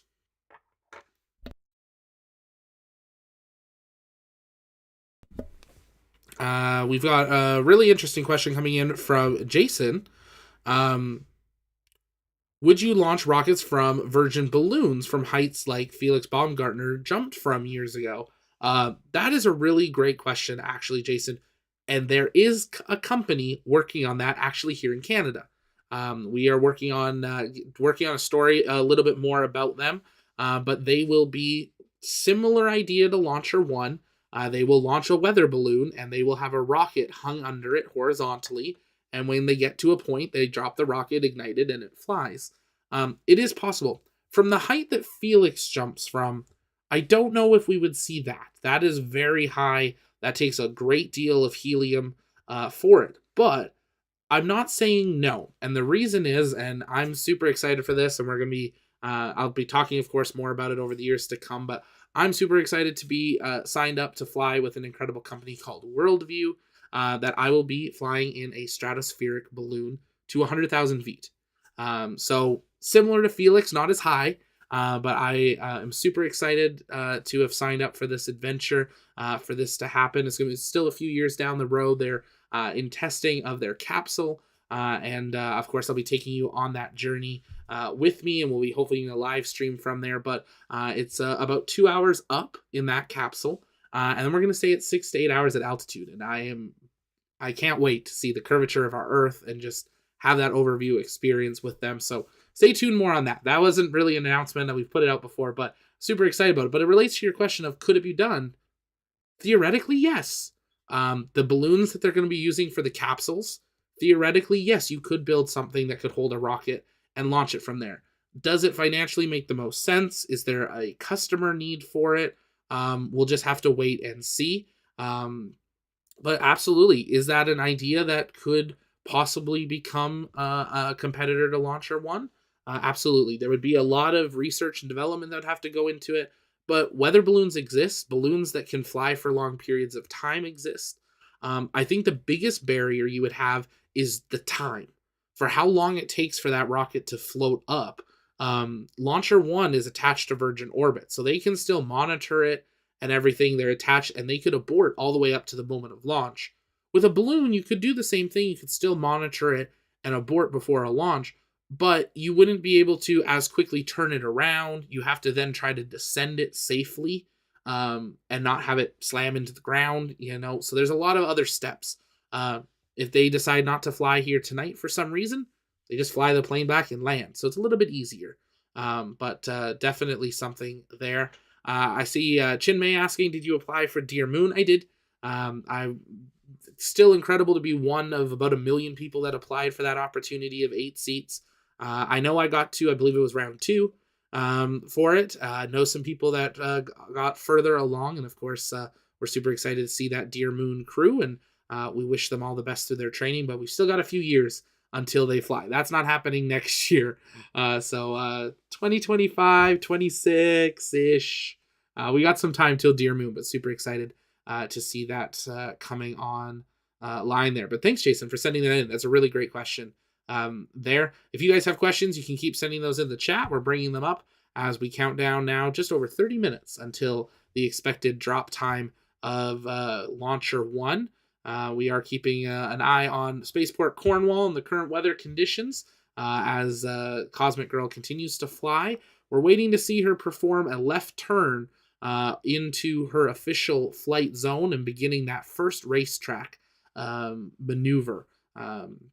So that's what we're keeping an eye on here. I know we got lots of questions. So we're going to work on catching up on those here this evening. Gary's asking, what's the target altitude for today's rocket? They are targeting 550 kilometer orbit. Let me confirm here. And let's listen into mission control for an update. Is sometimes thought of as kind of the more quiet part of our mission. Obviously, we haven't dropped the rocket yet. When we light that candle, things are going to happen very, very quickly. For those that have been watching our GUI, you can see that all of our fuels are nominal. But one thing that we are watching, keeping a close eye on, is our payload adapter fairing temperature. During the climb, the aircraft right now is at, I believe, just over 30,000 feet, which is nominal. And during the climb, we were moving through the clouds in a storm cell. One thing we like to do during our captive carry is actually do a little fin wiggle to make sure that if there is any icing that occurs on the rocket during captive carry, we're able to break that away. We detected no icing during the captive carry up to this point, but we did that little execution anyway, and that all worked nominal. We are tracking nominally. I keep saying nominal, which is a good thing.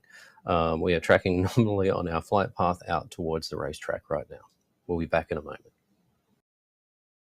A great little update there as Cosmic Girl approaches entering the racetrack launch zone. You could hear everything sounding like it was performing nominally as they did that maneuver there with the wings tips on the back of Launcher 1, just to make sure no ice was developing. They have flown through a fair bit of weather heading out to the launch zone, but we're waiting to see Cosmic Girl make that left-hand turn entering in the racetrack. But Gary, they're going up to a 550 kilometer sun synchronous orbit. That is the target.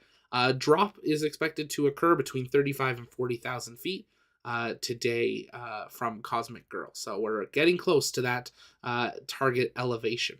So thanks for sending that in. Appreciate it.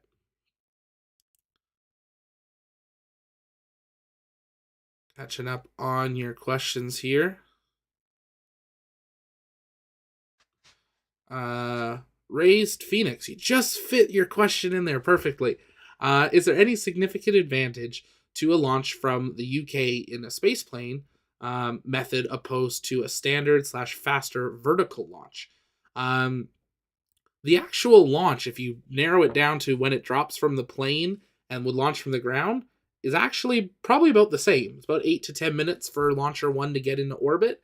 You're looking about the same for a Falcon 9 or an Electron or something. So launch to launch timelines, you're almost identical, but you're using a lot less fuel because you're already starting at 40,000 feet. And that's your biggest thing, is the ability to launch slightly larger payloads with less fuel at a higher altitude. So there's less atmosphere to fight through. You have to be less worried about weather conditions down on the surface. You have to be worried about your higher elevation.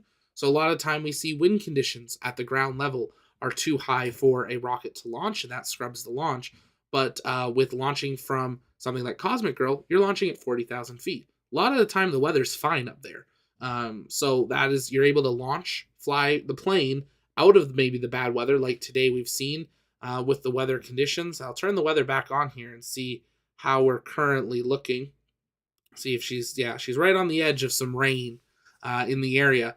But prime example, she's flying through the rain, flying to a place that she can then drop her payload and they can launch from there. So that's going to be one of the bigger advantages of it. The other advantage is you can launch this from anywhere. Any place that can have a 747 land and take off, theoretically you could launch Virgin Orbit from. And that's one of the biggest advantages of the system. Not even UK specific, that's just globally. That's one of the biggest advantages there. So thanks for sending that in. Appreciate it. It was a really good question.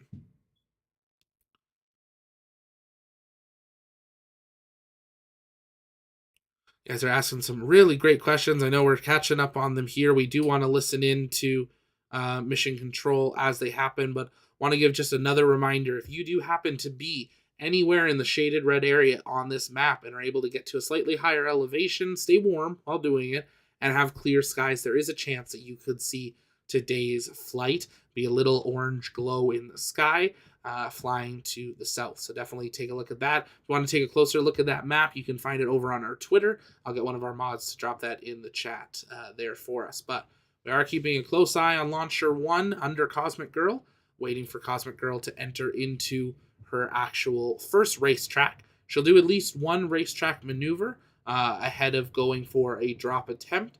That first drop attempt now expected about 26 minutes from now. But you can see it's a rather cloudy evening over the Atlantic, just to the south of Ireland. All that gray, that is the current cloud conditions, and you're seeing a little bit of rain there that they're flying through, but nothing that a 747 can't handle.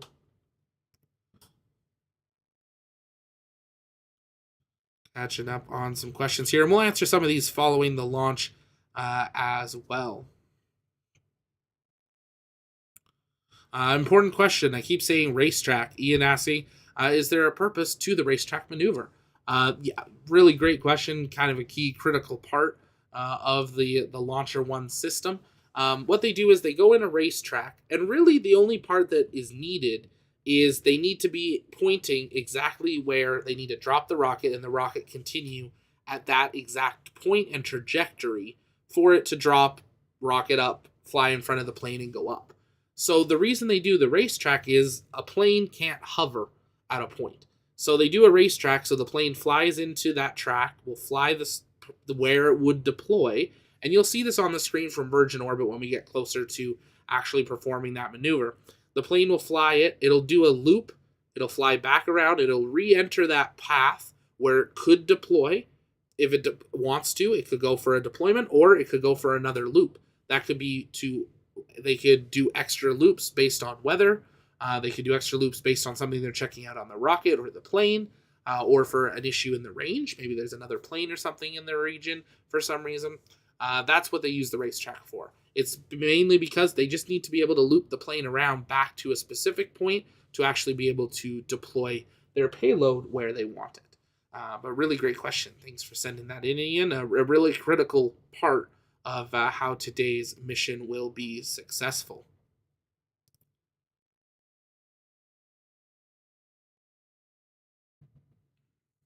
Adam asking, is the rocket launched autonomously or manually by pilots on Cosmic Girl? So they do have a team on board Cosmic Girl. I'll pull up a picture here from our mission briefing, which you can go see on tlpnetwork.com. We've got that link in the description of today's mission. But these are a couple pictures on board from Virgin Orbit. Of course, picture of the cockpit, but this is a picture of the launch control inside Cosmic Girl. This is where teams are monitoring the conditions of Launcher 1. So they actually are the ones that do a go, no go on the condition of the rocket, of course with support from the ground teams as well, and they are the ones that actually order the rocket to deploy. Ultimately, they don't like pull a cable and it drops. They send a command, but it is decided on by people themselves based on the conditions being sent to them by the computer and by the rocket for it. The rocket itself, unlike a Falcon 9, is not like, it doesn't abort itself at 1 second. Obviously, it's dropped, then it ignites. So once it's dropped, that rocket's going. It's either dropping or it's flying. And that's why they want to do this over water, is, just in case there were any issues, it's going to fall into the ocean and not over land and someone's property or city or anything. That's why you're not seeing these launch from Chicago and fly over, a field and launch there. They still generally are going to want to actually have this occur over water. We're going to keep a close eye here as we continue towards that drop time, now 22 minutes from now. And as I was saying that, Cosmic Girl has entered the first racetrack maneuver. Once she does the first loop, we'll actually really be able to see that racetrack quite clearly. But you can see Ireland just on the very tip of your screen. If we turn the weather off here, there is the coast of Ireland, and Cosmic Girl now entering that racetrack maneuver ahead of a possible drop attempt just over 21 and a half minutes from now. We're going to be keeping a close eye on that. And of course, listening in, the weather conditions are a little bit of rain in the area, but as long as they can have a decent flight, and keep in mind that rain could be at a lower altitude as well. The plane is currently flying see if we have it. They do not have that data on their screen at this time. We'll wait to have an update on the current altitude of Cosmic Girl. I know I saw a couple super chats come in here this evening. I know I missed a couple. Thank you so much for supporting us. I really do appreciate that. See one that came in there from Jonathan. Thanks for the great coverage as always. Hoping to see the launch from my window. I'm high up and not too far away. That's awesome, Jonathan. I hope that you get to see this. Would this be your first launch? That'd be super exciting to get to see a launch not only from your homeland, but actually even from your home. Super awesome. If you guys happen to be in the area and are seeing this launch in person and happen to take photos or videos of it, make sure you're sending us those later tonight or tomorrow over on Twitter, TLPN_official, or over on our Reddit, the Launchpad Network. You can join us there. We just launched that. We'll drop that link for that in the chat. If you happen to be a Reddit user, we're super excited to be launching that part of our community. So you can take a moment and join that there. We'll drop the link in the chat for you guys. There we go. Yeah, we'd love to see your guys' photos of what you were seeing. Maybe you were down at Spaceport, Cornwall, and saw the plane take off. We're super excited to see what you guys see. And we are still onboarding more rocket chasers on our team. So if you're interested in being part of the TLP crew, possibly as a writer, a journalist, a researcher, or a rocket chaser as a photographer, a videographer, head over to our website on the About page. We've got our applications now open. We'd love to have you join us from anywhere in the world. Even if you're not near a launch site, does not mean you can't be part of our TLP news crew, mod crew. We'd love to have you as part of it because we believe that space is better together, and at TLP, it's our mission to inform and inspire the explorers of tomorrow. We are keeping an eye on that time as we are now less than 20 minutes away from the expected drop attempt of Launcher 1 from Cosmic Girl.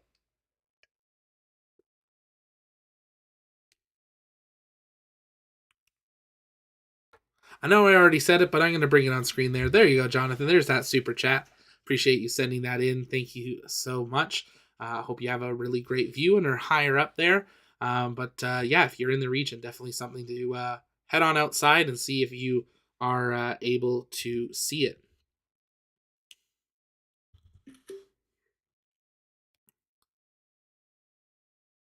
We got a question coming in from HM Doppelganger.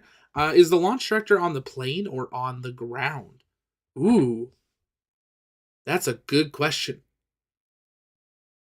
I actually need to confirm that. I do not know that specifically. I know there's. Let me try to verify that one. 1 second here. Really great question. That you're there. You guys are good at stumping me. We're prepared on everything, but then you guys pull a question like that, and you never know.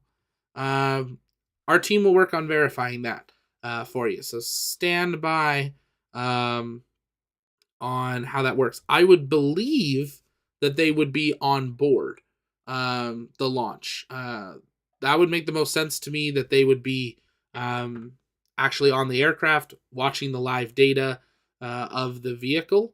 But they would also have launch directors on the ground of it. So, okay, yeah, they've got 2 launch engineers that are actually on board the craft, and then they have a launch director and a launch coordinator on the ground. So 2 engineers on board.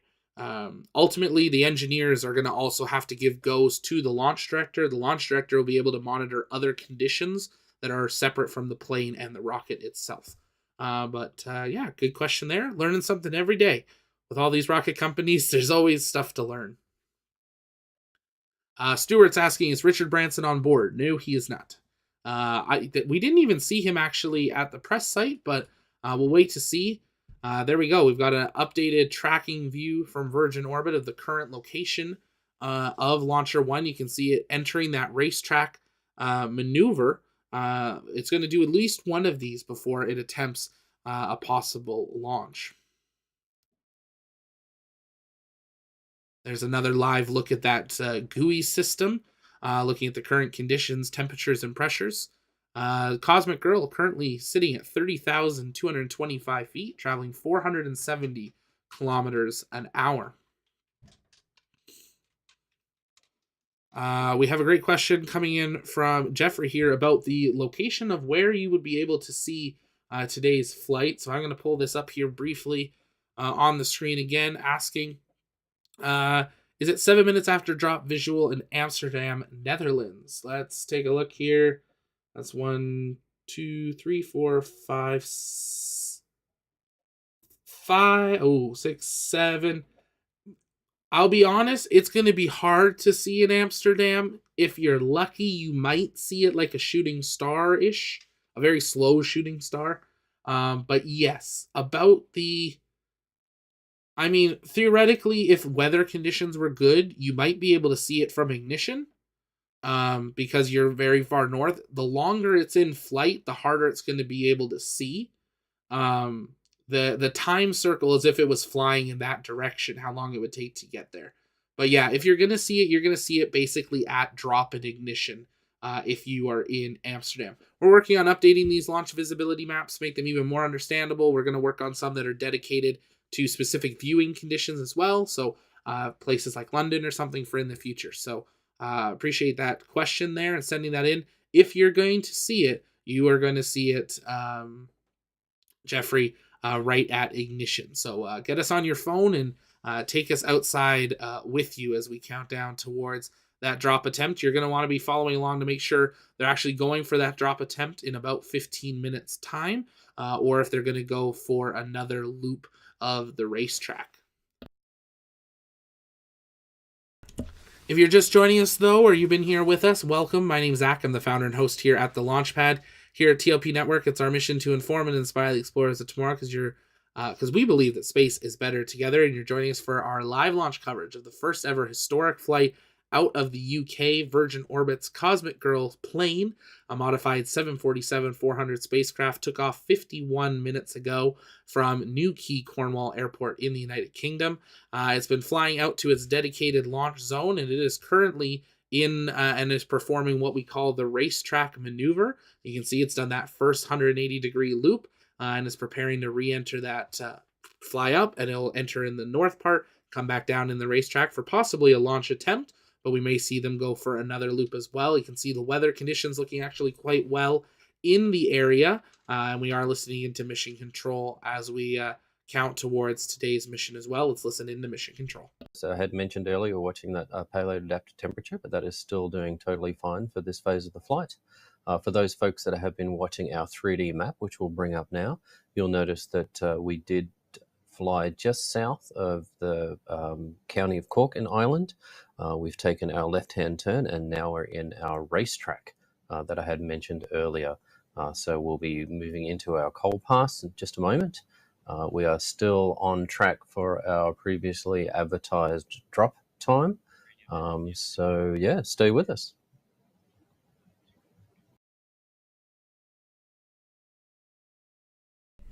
Great little update there on the status of the rocket, on everything that is occurring. I see a question in the chat. Excuse me.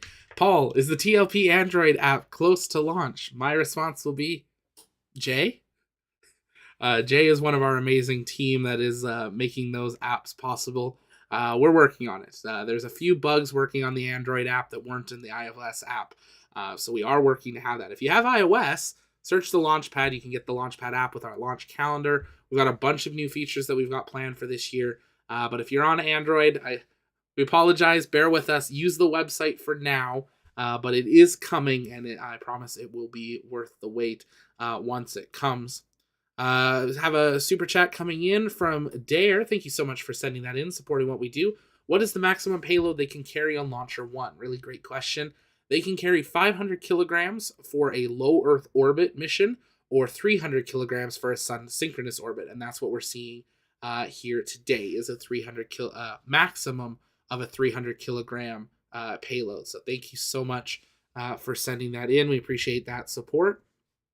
Your guys' super chats go directly into helping us bring you guys the best possible coverage of everything space from our main studio here. We're setting up a studio in the UK as well. We've got, of course, our portable studio in Florida. We're working on one for Starbase as well. And this year, 24/7 things are coming online. And I say things because it's not only cameras. So stay tuned for that. We've got some exciting things coming to YouTube and our website in the very near future. Lots of questions coming in about where visibility will be. So I'm not going to bring them all up on screen, but I'll just answer them. Jeffrey, will we see it in Belgium? It would be hard, but you might see it right at ignition.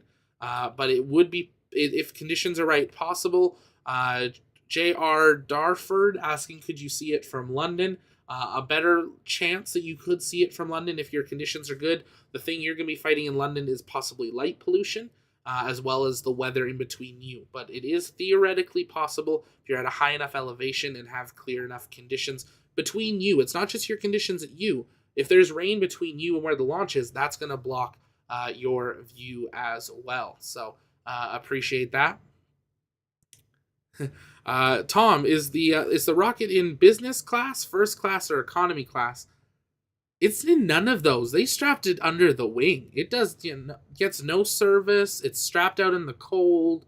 It's flight crews inside in what looks to be first class from those pictures of what their seats look like. I mean, well, you can pull that up here for a second. We got a few minutes up until launch, but I mean, they might need to upgrade their seats. But could you imagine having those monitors on a 14-hour flight? That'd be pretty first class to me, but. Yeah, no, the rocket's strapped out in the cold in the smoking section, I guess you could call it. But thanks for sending that in. We appreciate you guys. You guys make this fun, and we love answering your guys' questions and just hearing what you are doing, counting down for today's mission.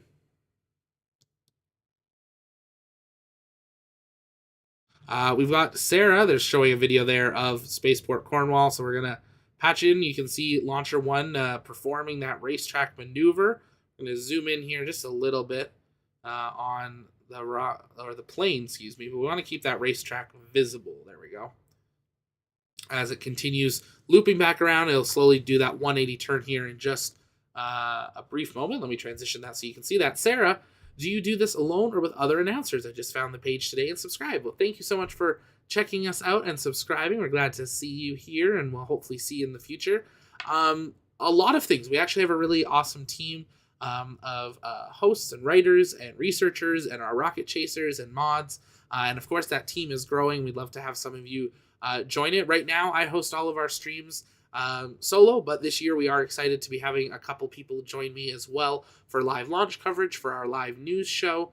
and our news video updates, as well as we're launching our TLP podcast. We're bringing that back, and a number of other things that are in the works as well, not only on YouTube, but other social media, so you guys can get your reliable space news and launch updates on whichever platform that you use. But right now, it's mainly me if you're seeing live hosted commentated coverage, but we do have a couple of our team that do host streams for if I'm unavailable, or like today, we had 2 streams running. So we had this one and the Undocking. So we have some of our team being able to moderate and those, and in the future actually be able to commentate those as well. So we're growing.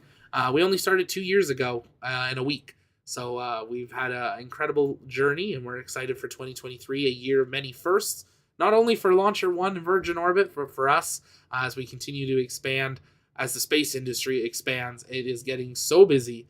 We are excited to bring you that best possible coverage as we continue towards today's historic flight, the first of many historic missions this year. Let's listen in to an update on mission control. Maybe. You can see there on our radar, but also on their view, Cosmic Girl beginning to perform that 180-degree turn, coming back into that loop maneuver to enter and close that racetrack. About 7 minutes from the estimated drop time of Launcher 1. So this is really it. If you haven't yet, take a moment, share out the stream. If you shared it earlier, share it again. A lot of people thought Cosmic Girl taking off was the launch. Nope, that was just a plane. We are coming up to actually the historic moment with the launch of Launcher 1, possibly just over 6.5 minutes away. We're actually going to resync our clocks here with them. It looks like they've adjusted their clock as the flight has progressed. Obviously, once they entered that racetrack, that's what would ultimately dictate when they were actually going to be able to fly here. So we'll just work on syncing that up here in just a moment.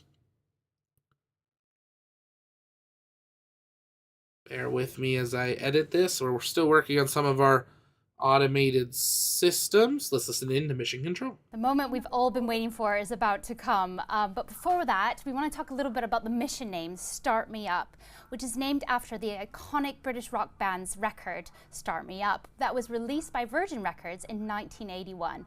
I can't think of a better name for the mission, for a starting up launch out of the UK. But let's hear a little bit more from a familiar face, Sir Richard Branson. Start Me Up.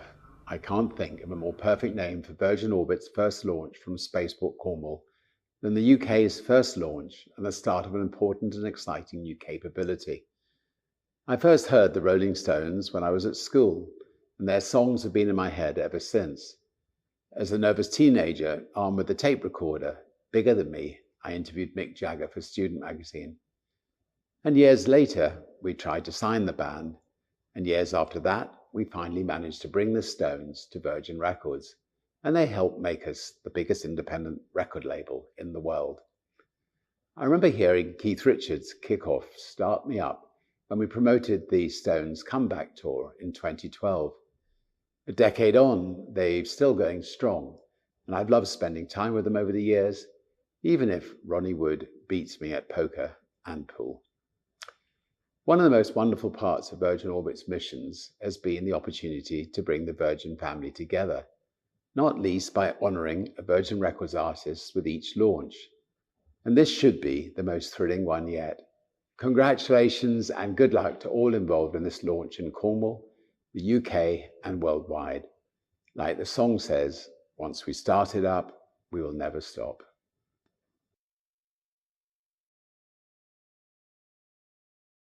And you can see there Cosmic Girl having completed that 180-degree turn, preparing to enter the racetrack. We are now about 4 minutes away from the estimated possible drop of Cosmic Girl dropping Launcher 1. Take a moment, share out the broadcast, and if you haven't yet, take a moment and engage that like button here on YouTube. It really does help us out and let YouTube know that you guys are enjoying what today is. As we get ready for this historic launch, take a moment, let us know in the chat where you are watching from. We would love to give some shout outs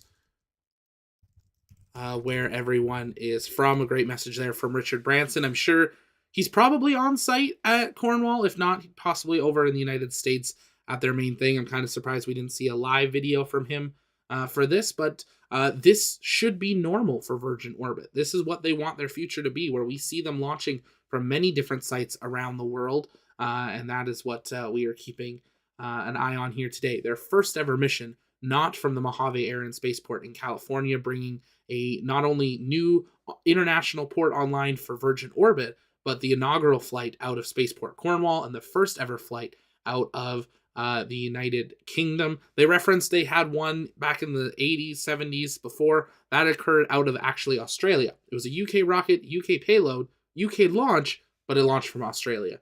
So it's great to have you all tuning in here. The chat going crazy. Oklahoma, California, Netherlands, Czech Republic, Michigan, more Netherlands, lots of the UK. There is a live view on board Launcher 1. Of course, it's dark, so there's not much to see. But this is looking at Launcher 1, looking up at Cosmic Girl, the plane, as we prepare for possible drop here in the next 2 minutes' time.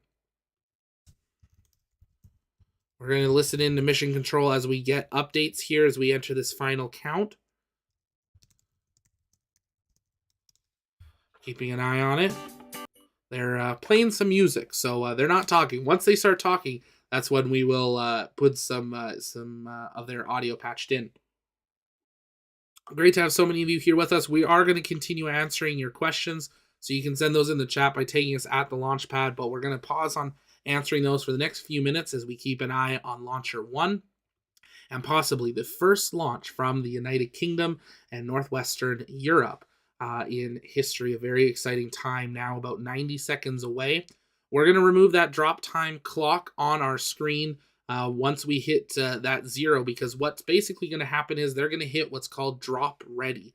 That means the vehicle is ready to drop, but they still have to give that command. That is when we then will see it drop and ignite its engines, and the timer will commence from that point on. There's a live look at the GUI as we approach this possible time. So you're going to be keeping a close eye on that Launcher 1 drop time. Do you see it change and say drop ready on the left of your screen there where it says 54 seconds? That is what we are keeping a close eye on.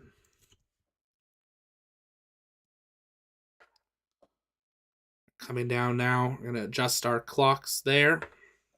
So we come down now about 30 seconds away from that expected time where we could have a launch. We are waiting for updates from Virgin Orbit on the status of Launcher 1, now 25 seconds from the estimated time that they were going to be able to have that launch occur.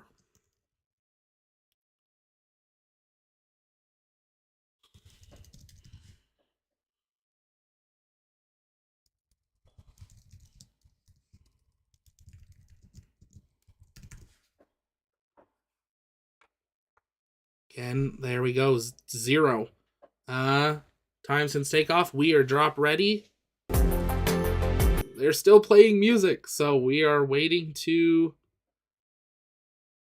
hear from them on the status. We are drop ready. Launcher 1 is ready to drop.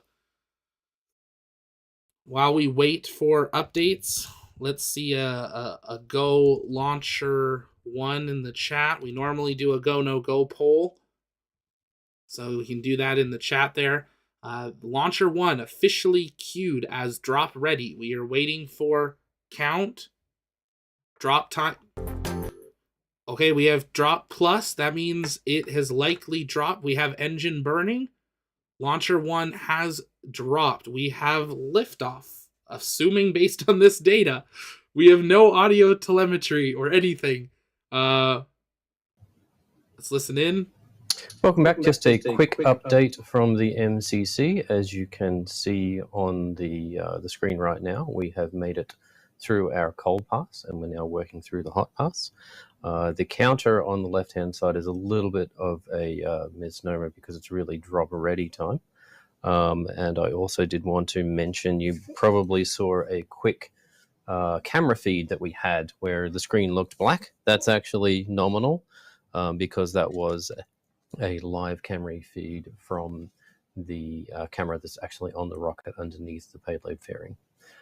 You can see now this is an aft camera view from the drop. So we have, it looks to be a successful. Okay, I'm going to mute him. We have had launch of Launcher 1. We are now 1 minute into flight, the first ever launch from the United Kingdom. This is a live view from Launcher 1 from the first stage, looking back at that engine burning bright, successfully launching 90 seconds ago from from Cosmic Girl. We do indeed officially have liftoff of the first stage. We are counting down towards now first stage cutoff. If you were in the area, look outside now. Sorry, we didn't have a bigger heads up there, but unfortunately they didn't give us much to go on there. But we have had liftoff of Launcher 1, or drop of Launcher 1 from Cosmic Girl. The UK officially in the space race. We are now coming up to about 2 minutes into flight. They're still playing music, so we're going to go off of what we can figure out just by looking on the screen here. It looks like speed currently traveling just over 5,000 miles per hour, currently passing 200,000 feet. We are on our way to that Kármán line, over 300,000 feet. Here that we're actually getting towards the end of our stage 1 burn. Everything is nominal so far. We've had our pitch up on the bottom, on the burn time Stage 1 that you throttle can down, see Commander. on the graphical user interface. If you do have that one up, we have made it through Max Q Alpha, which is one of the most stressful physical moments for the rocket. Very incredible look at the live telemetry there. You can see 2%, 1% left. We are coming up on MECO of that first stage, and we have ignition of the second stage. The second stage of Launcher 1 now burning. As you can see, the fuel and oxidizer there. First stage is burnt out and separated from the second stage, continuing on today's mission. Now traveling over 8,000 miles per hour, passing 370,000 feet. We are officially above the Kármán line, and Start Me Up is officially in space. Now to actually burn to orbit. This is a live view from the second stage of Launcher 1. Looks like we lost that feed there, waiting for fairing separation. Looks like they're losing that feed just a little bit, but you can see there is that live track of Launcher 1, and it's tracked towards the south. Again, if you're still along the coast of Spain, an area, take a look out. You may still be able to see it. That looks like we're looking at the payload. Trying to understand what we're seeing here. Listening into mission control. Switching data source to Nuki. Now, as you can see, the trajectory that's being shown on the screen is no longer of Cosmic Girl, because she is on her way back to Spaceport Cornwall in the UK. The trajectory is now tracking Launcher 1 as she makes her way down the Atlantic Ocean towards the Canary Islands. So a great call there, saying the second stage is burning nominally. The fairings have separated. You can see there the second stage having completed about a quarter of its fuel having burned successfully here. The rocket now traveling just under 10,000 miles per hour at over 548,000 feet. And quickly increasing here. If you're just joining us, welcome here to the launch pad. You are looking at live coverage of the first ever launch from the United Kingdom. We are now a few minutes into flight. Launcher 1 successfully dropped from Cosmic Girl on the first pass, beginning this historic mission. We're keeping a close eye on the data that we do have here on screen. For it, you can see that countdown in seconds on the bottom left of this screen, that white bar filling in. We are now through the first burn of the second stage. There are 2 burns scheduled for today's mission, and we are through that first half of the first burn. Now traveling over 11,000 miles per hour, over coming up to 600,000 feet in altitude above sea level. You can see leaving Ireland well in its background. Cosmic Girl is beginning its journey back now to New Quay Cornwall Airport, and people eagerly awaiting its arrival there. A really interesting number of speed there. It was about 8 billion for a second. And someone else putting an aw snap on the screen. Prime webcasting. We're keeping a close eye here on the data and the telemetry of what we do have. Keeping a close eye, let's listen into mission control. So we await some updates here as that second stage was burning. We were about halfway through the burn of the first burn. Stage 2 burn is a little longer than the Stage 1 burn, so this might take a little while for us to get to second engine cutoff 1. So they are waiting for confirmation of SECO 1. You can see there we've probably got about 15-20 seconds left in that burns for today's mission here. You can see some of those spikes in their telemetry up to about, what was that, 1 million? It looked like there for a moment that it flashed to. So with the telemetry downlink, it's a small rocket. That's sending down, you're seeing some of these really incredible spikes in data that are happening here on the telemetry. Virgin Orbit, one of the only that actually airs this amount of data during their live broadcast. Really incredible seeing that big white spike did not happen. The rocket's continuing nominally on its trajectory, it looks like, at this time. But we are keeping an eye and listening in for updates. Telemetry coming from the rocket because we are out of view of the ground stations. Our flight software folks have implemented a store and forward on our rocket, which means that when we are out of view of the ground stations, we are storing that data so that the next time we do come in view of a ground station, we can download it and confirm target lock through. from Madrid. Data source switch to Madrid. Our Madrid ground station has locked on to our rocket and is streaming the data now.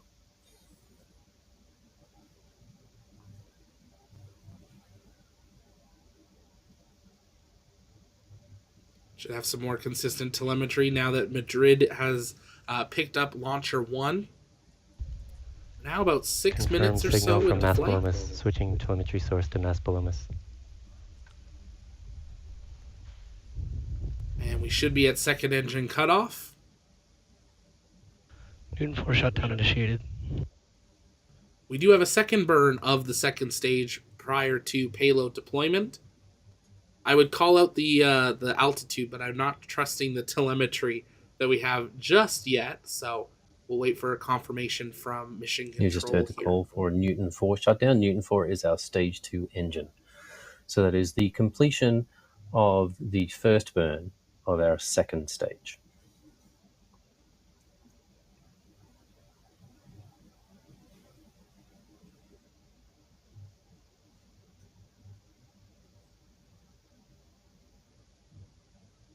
You can see along the bottom of the screen right now, our flight timeline has been updated to show the Cosmic Girl is returning, obviously, and then Launcher 1, which takes up the majority of the flight timeline there, is at our S2 cutoff, or our second stage engine cutoff.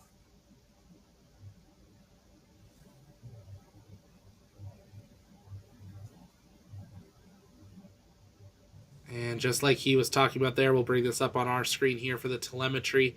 You can see Cosmic Girl having left that racetrack mark there, had a drop, did a quick, tight turnaround, and is now beginning its journey back to the New Quay Cornwall Airport, where we do have our rocket chaser Josh on location, waiting for her arrival back.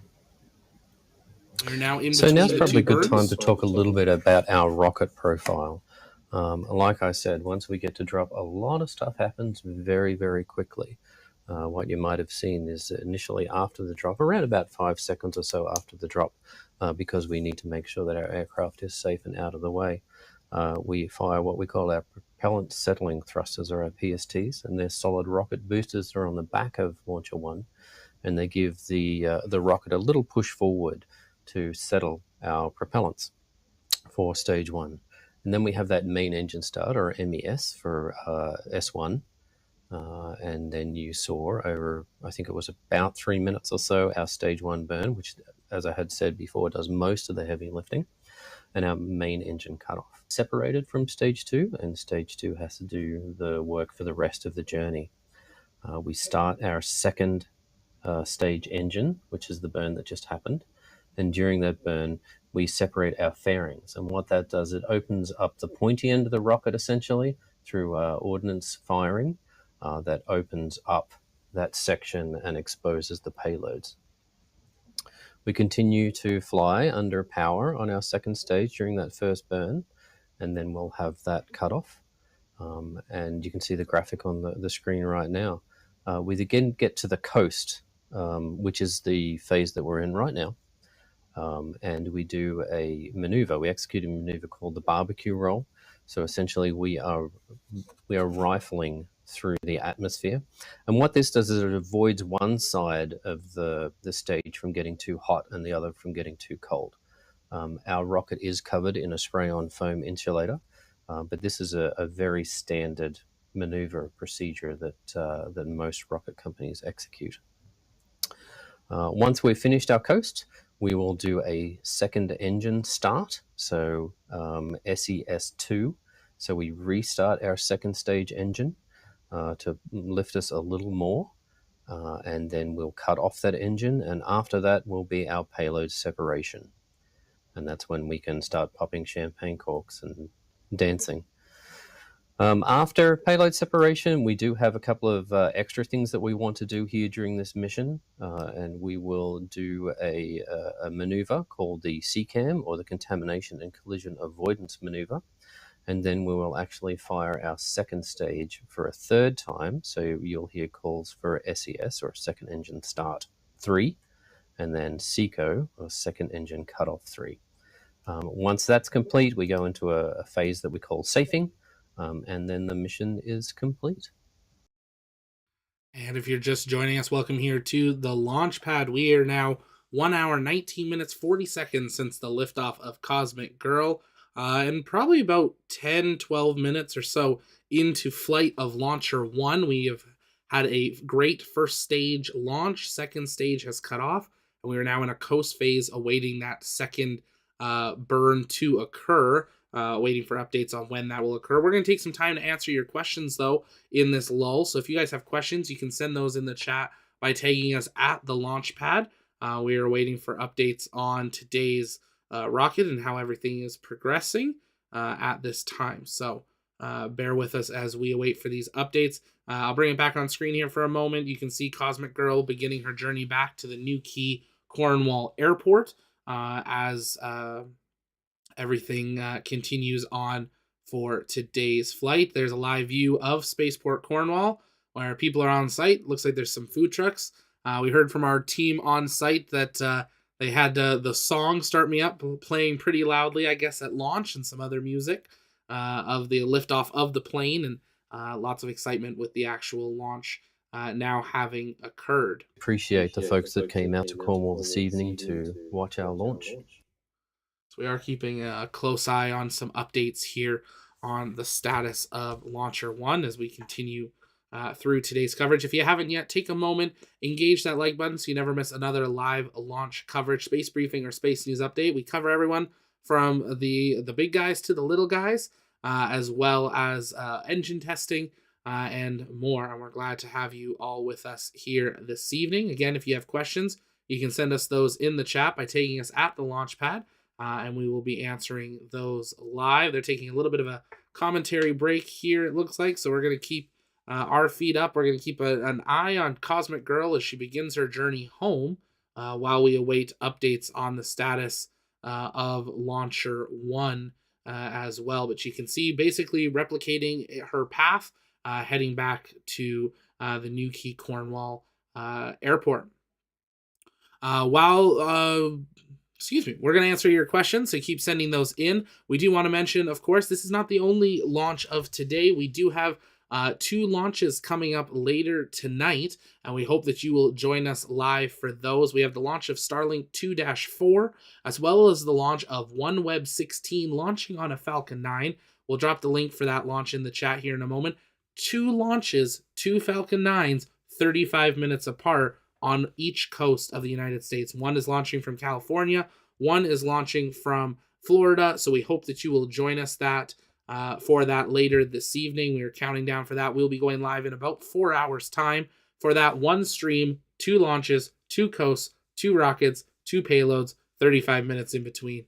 So we hope that you will join us for that. The first double launch of 2023 and one of many that will happen this year, with possibly even triple launches occurring, as SpaceX is targeting 105 Falcon 9 launches this year, not including Falcon Heavy or Starship. And then you got everybody else that's launching like crazy. We got Vulcan coming online, Starship coming online, New Glenn maybe coming online, and many, many others. New launch sites as well, and you can catch that all live right here on the Launchpad. So make sure you subscribe so you never miss launches live as they happen. And there is that link for that stream in the chat, and we hope that you will see us come back and join us for all of that later this evening for a double Falcon 9 launch. I saw a question in the chat, Thomas asking, where are the applications for the Launchpad jobs? If you head over to tlpnetwork.com/ on there, and then you go to our About page, at the bottom of our team's About page, there are places for Rocket Chaser application, contributor, writer, and moderator. I will drop the link in the chat here as well to the About page, so you can check that out and hopefully join us there. Looking at a live tracking view there of Launcher 1 as it continues on its journey here, waiting for that second burn of the second stage. Thanks for that question there, Thomas. This is a comment I've been waiting to see all night, and this is super awesome. Tease, I hope I say your name right. You saw it. Tease saw it. Tease saw Launcher 1. That is so awesome. If you guys happen to be in the area and saw Launcher 1 while it was flying through the sky on that first stage, let us know in the chat. We want to give you guys a shout out there. That is so exciting for you guys to see the first launch out of the UK, and it's really awesome to hear and see some of you being able to see it as well. So send those in. We'll pull those up on the screen here as we continue through, waiting for more updates on that second stage. You can see there hugging the coast of Spain as we go. Let's see, we got Hiccup saying, I have a pic of Launcher 1, you think? That's awesome. Make sure you tweet those to us at tlpn_official, or you can drop them to us on our TLP Reddit. We'll drop those in the chat here as well. So make sure you follow that new Reddit account, but you can also send in those photos there. I saw a few other people thinking they saw it. Shandy Bass. Great view of it with clear sky. Could see the glow. That is super awesome. Great to hear some of you being able to see it here today. And some of you saying you're going to stick around for tomorrow or for tonight's launches. Diego, I saw as well. Great to have it. Brandon, why can't I see it in South Wales? It's all weather condition. It is a very small rocket in comparison to other rockets as well. So it's a very small burn compared to a Falcon 9 or an SLS, and that's why it'll be harder to see. And it's not only your weather conditions, it's the weather conditions between you and the rocket could hide that very, very faint glow for it. We're waiting for some updates from Mission Control here. They're playing music right now.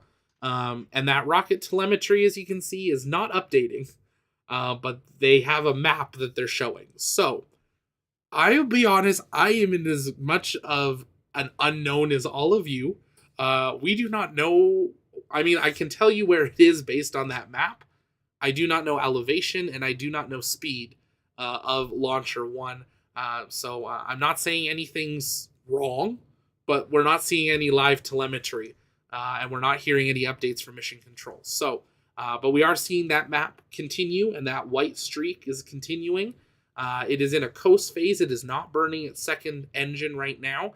We are in a coast phase until that second engine ignition. So we are keeping a close eye on that.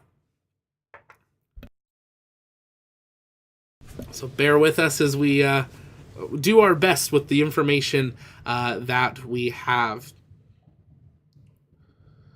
Ray's Phoenix, too much light fog in Bristol. Classic UK weather, unfortunately, as well. I hear that. Sorry to hear that for you.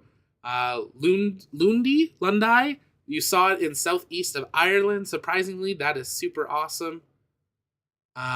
We got Lee Flies. Thought I saw it from Malaga. Sorry if I'm saying that wrong. 4 minutes. But couldn't be 100%. Very possible that you could see it. But it's great to have you all here with us today. Neo Smoke asking a great question here. See if I can bring it up on screen. Will that direction always be the choice for orbit, or could they send one over Europe as well? That's a really great question on Launcher 1. The orbits that they will do will almost never shoot over Europe. It's going to always be over the ocean. So they could launch further to the west. Theoretically, they could fly further out over the ocean and then launch a bit more to Europe. But they always want to be at a certain elevation before they ever risk flying over land and population. Just like why we don't see launches out of Space Coast in Florida at Kennedy or Cape Canaveral. They never launch to the west. We now see them launching south and doing a dog leg around Florida and staying off the shore. But we never see them do a direct launch to the west because of safety and just in case something were to occur with the rocket. So that would be why. So it's unlikely that we'd ever see them launch directly towards Europe. But there are other inclinations they could launch to. With that, they could launch north as well. They just have to fly a little bit further to the west. That is one of the parts of the Launcher 1 Virgin Orbit system. It does give them that flexibility because it's really, they can launch any way they aim the plane. It's just there's other restrictions as well. Mustafa, you saw Blue Walker 3. That is awesome. Yeah, if you want to send that in, we'd love to see that footage as well. It's great to have you all here. Nightbot, I saw a faint reddish glow in the skies above South Wales, but no rocket sight. That's still a view. I would count it. You saw a reddish glow. That could have been it. But we are keeping an eye here, waiting for some updates from Mission Control. We are still in a coast phase. But if it's your first time here, welcome. We're glad to have you here. Make sure you join us later tonight for a doubleheader of Falcon 9s. We're going to stay live until we get more updates on the status of today's flight. Let's take a look back at Cosmic Girl and where she currently is located. You can see she well on her way back to New Quay Cornwall Airport. So if you're still in the area, she is coming back for landing here. We're probably about 10-15 minutes away from landing. Sometimes they'll do a couple loop arounds ahead of actual touchdown. You can see that dark blue line. That's her elevation, so she has not started descending just yet, flying through a little bit of weather, but coming up very quickly on the southwest coast of the United Kingdom, having successfully deployed Launcher 1 on its mission. But it's great to have you here with us. Really awesome one here. Love hearing your guys' reports of seeing it. Gareth, I hope I said that right. Gareth, great to have you. I can see it from my bedroom window, and I'm in North Wales, UK. That is awesome. Glad you were able to see that there, and thanks for being here. Thank you guys for supporting us with today's mission. We're kind of playing with what we have and what we know. Not a lot of commentary from Virgin Orbit here today, but we appreciate you guys sticking with us here and sending in your questions. If you have questions, you can keep sending those in the chat, and we'll be answering those live, and we'll do this on every stream. We always answer your guys' questions because it's our mission to inform and inspire the explorers of tomorrow, because we believe that space is better together. And if you haven't yet, take a moment, engage that subscribe button so you never miss another live launch coverage, space briefing, or space news update. Right now, it's continuing its trajectory to the west of Spain, off the coast. We're currently tracking Cosmic Girl as she continues on her journey home back to New Quay Cornwall Airport, or her temporary home. She will soon journey back to the United States, most likely, for another launch there. But they are hoping to maybe get one more Launcher 1 launch in this year out of Cornwall, as there's still a new launch site. There'll be lots of reviews to do, but hopefully we will see this become a much more active launch site. There's a live view of the people still at Cornwall awaiting the arrival of Cosmic Girl. She's probably about 10 minutes or so away from touchdown. Really good question coming in here from Mars 2028. Some of the telemetry looked weird. Is everything working as intended? Good question. Next question. From what they're telling us, yes. The telemetry did bounce around quite a bit there at points. It looked like that was when they were in the middle of a ground station handoff, so some of the telemetry was getting garbled in the data. The fact that we have no new data, I don't know why, but we're waiting for updates on that. They've gone kind of radio quiet at this point. They're just playing some music. So I'm not saying everything is perfect, but I'm not saying anything is wrong either. We're waiting for an update on how the mission is going. We had confirmation of the second stage cutting off after its first burn. We are supposed to be in a coast phase towards the second burn, but we do not have a live map or trajectory or telemetry.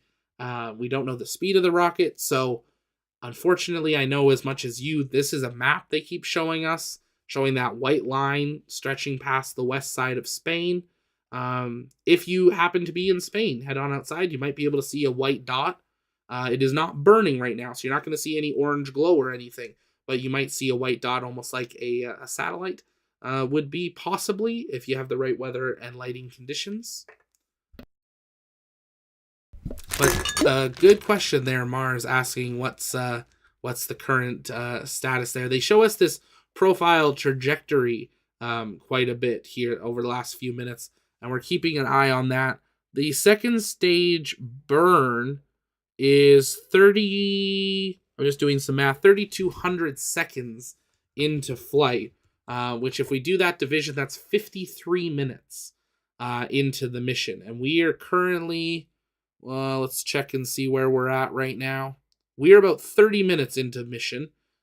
So we're going to, I'll put an approximate counter on the screen actually, so you guys can see that of how long we're into flight. We're probably about 25 minutes or so away from the actual time of the second burn, and that's when we would hope to have some more information. The trajectory they're launching, there's not a lot of ground stations, and that's why we're having this little bit more dropout in the telemetry than we're used to. It's kind of like some of the polar launches that we saw with SpaceX that were occurring. So that's our estimated drop time for Launcher 1. So we'll keep that on screen as we continue to track and wait for updates. Again, we're watching that data. Let's listen in. Back everyone. This is, of course, the least interesting part of the flight. We are in S2 coast, so there's not a lot happening, and you're not probably hearing a lot of audio come from the Mission Control Center. But I did want to let you know that Cosmic Girl is only minutes away from landing.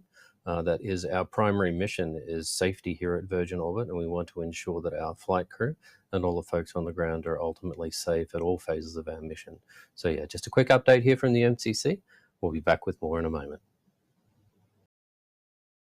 Well, we got an update. It's okay. The rocket seems fine, and Cosmic Girl's almost home. So that's what we're going off of for now. Again, no live telemetry, no data, but we are keeping an eye on Cosmic Girl as she continues towards her landing site. You can see she has begun her descent back into New Quay Cornwall Airport as we await her arrival, and we'll hopefully have some live views from Virgin as they come down into that area.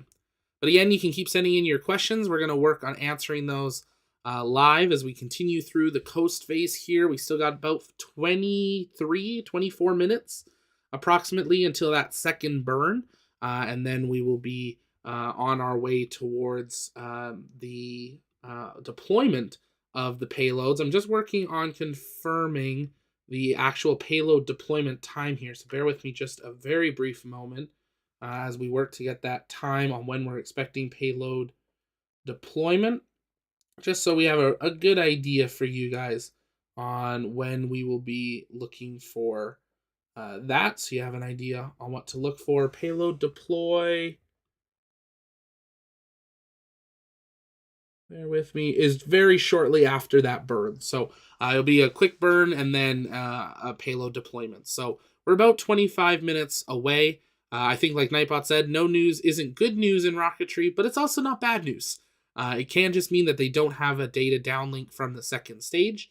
The second stage will record all that data and then transmit it back when it does have a ground station. So that is absolutely still a good thing for how things are progressing.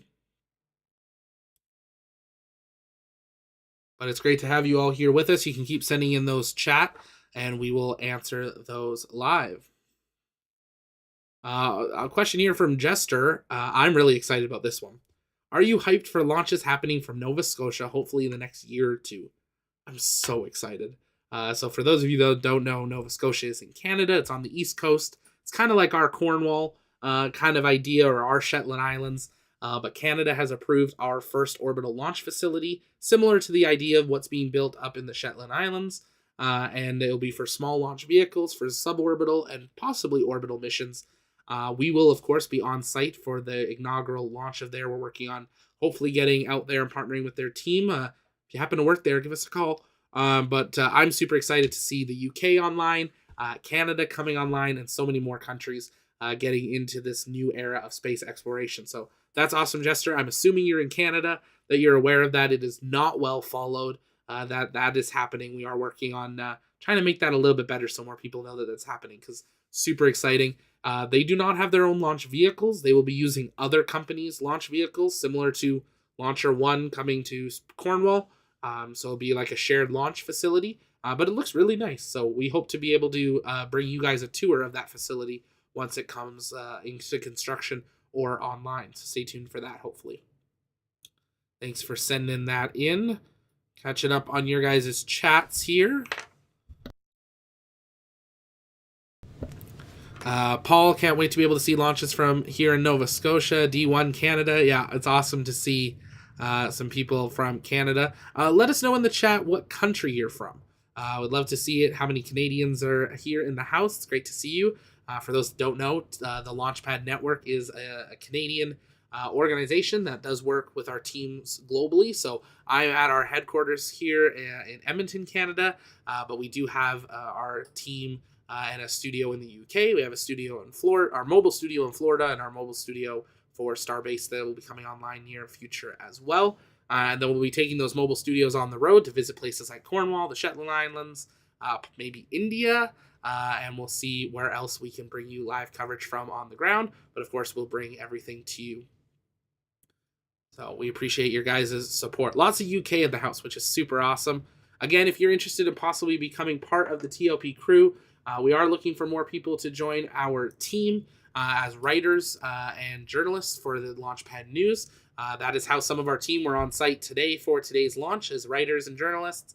And we send them around the world and deploying them when we can. I can't be everywhere, so we're excited to grow this amazing team just to help with our mission to inform and inspire the explorers of tomorrow, because we believe that space is better together. So definitely check out that link, tlpnetwork.com/about. We have our applications there. Apply for one, apply for multiple, and our team will reach out and we'll see if there's a space for you on the TLP crew so we can continue on with today's mission. But for those that are just joining us, we're about 20 minutes away from the second stage, conducting a second burn of the Launcher 1 spacecraft, and then just a couple minutes from then, we will see deployment. Andrew, thank you so much for your super chat. Brilliant work tonight. Thanks. Appreciate you so much. Thank you for supporting what we do and joining us for tonight's historic mission. We hope to see you around in the future. Nightbot asking, what rocket is planned to vertically launch from Scotland? So there's a number of them that are all still new rockets. I believe none of them have launched yet. So there are a number that are being considered to launch from the Shetlands in Scotland. So we're keeping an eye on that. We'll work on seeing if we can do an article on that, on them. I don't have all that data on me just right now. There's a lot to memorize, and I don't have that memorized, to be honest. But it is something that there are multiple vehicles that will be looking at launching out of the Shetlands.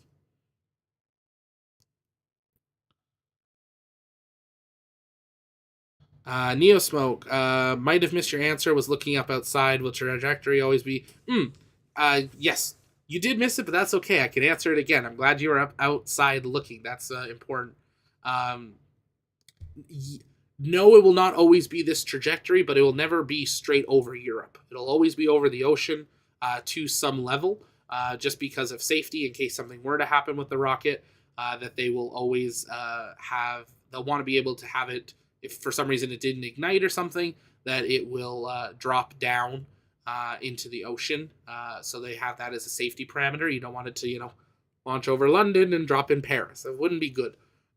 So on the right side of my screen here, let's listen into mission control. Everyone, it appears that Launcher 1 has suffered an anomaly which will prevent us from making orbit for this mission. We are looking at the information and data that we have gotten, and we'll be back with you in a moment with more. And there is confirmation. Launcher 1 has suffered an anomaly. We're going to mute that music. Wow. Okay, let's pull this up so you can see Cosmic Girl landing. That is, well, shoot.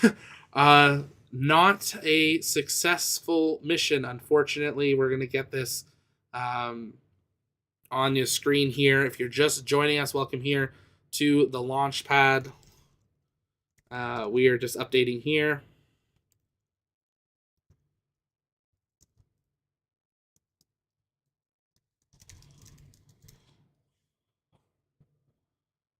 And get that on the screen just because I know everyone's going to be asking.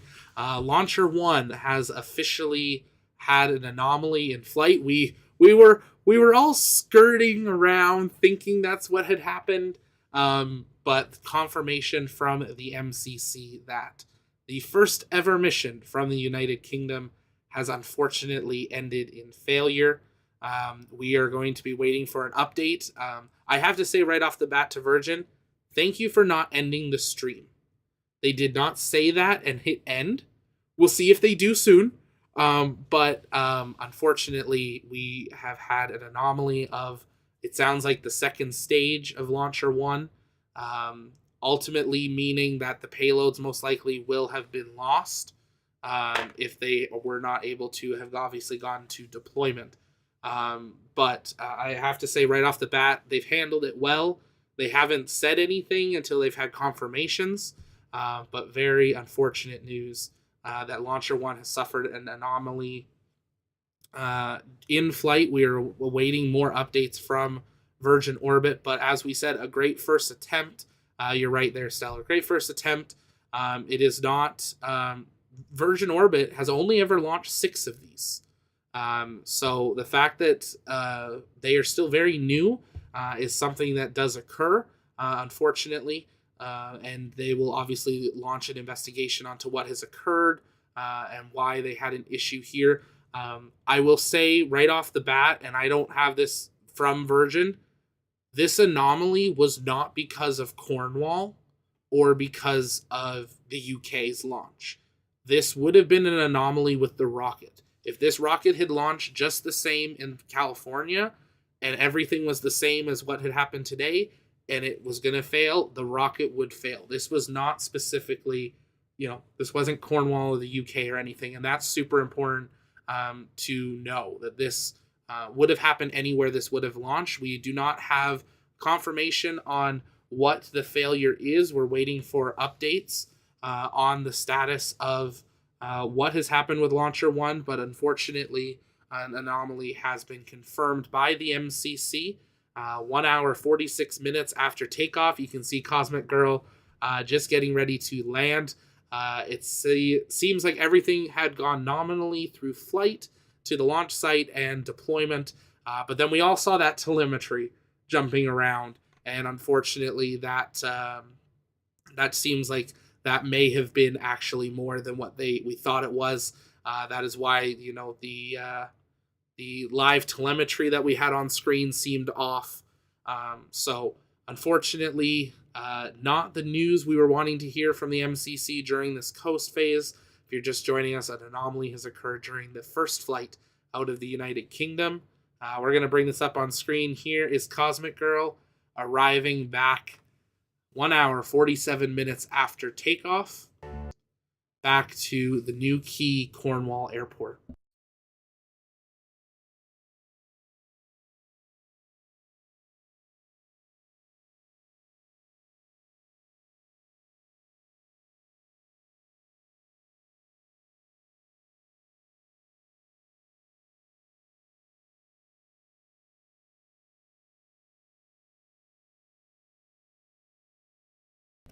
can see this live view of Cosmic Girl returning.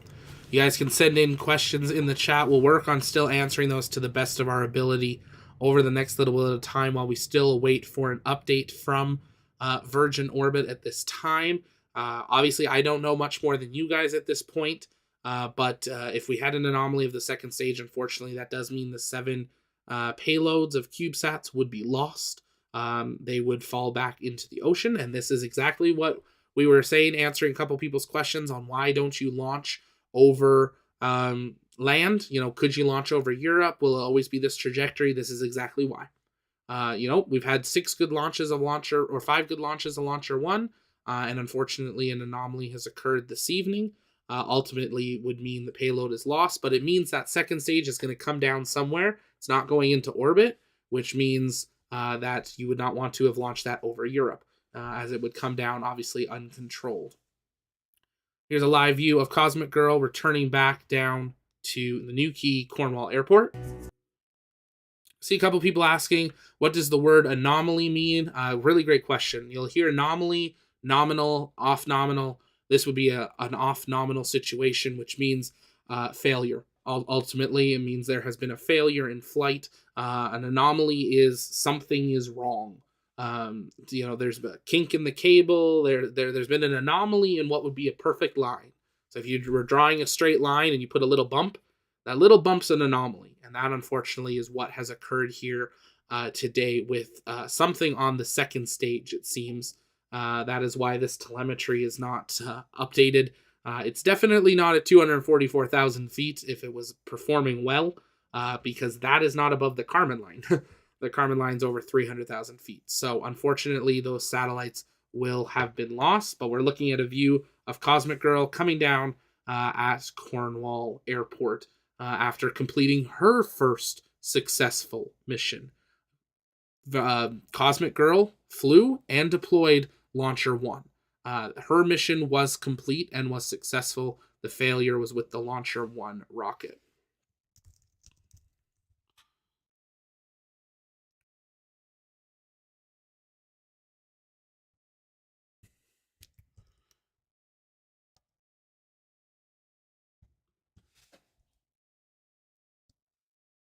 So we're waiting more updates there, but you can see that live view of Cosmic Girl coming in. I'm going to catch up on all your questions. I'm working to see if we can get any updates from our team or from Virgin here as we continue towards. But unfortunately, if you're just joining us, Cosmic Girl making her return, but not a triumphant return, unfortunately, as Launcher 1, the rocket she deployed, has had a failure during flight.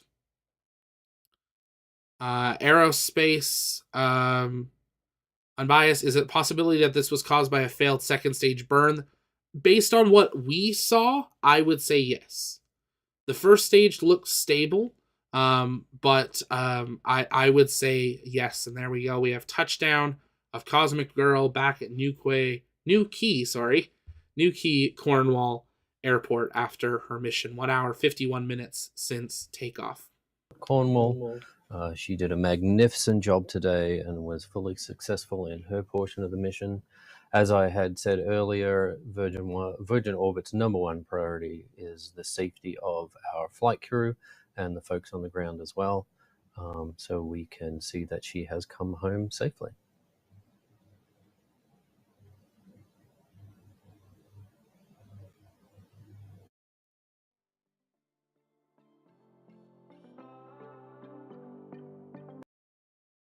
So Virgin Orbit has not called an end to their feed at this time, so we are going to be following along. Unfortunately, they did have a pre-planned auto tweet that I guess went out, but here's 2 official statements from Virgin here very quickly.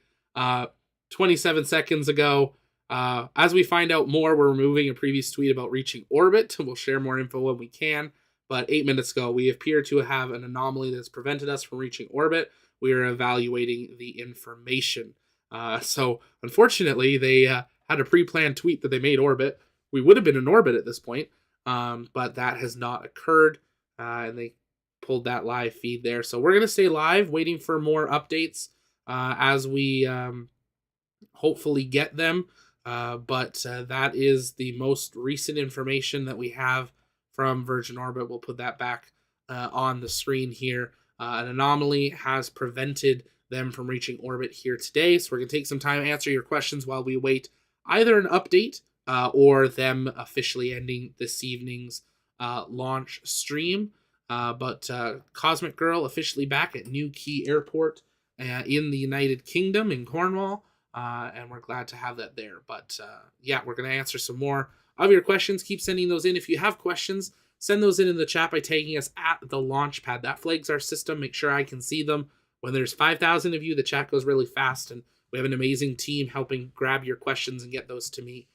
So it really helps if you add that at the launch pad in there for it. If you need to do a 2-part question, do a part 1, part 2 in your thing, like P1, P2. We'll keep an eye out for that. So if you run out of characters type of thing. Good question coming in here from Ollie. What happens to the satellites if they are lost? Are they covered by insurance or is it just a loss for the company? Yeah, so all the Virgin Orbit themselves will have insurance. Virgin Orbit will have insurance for their rocket.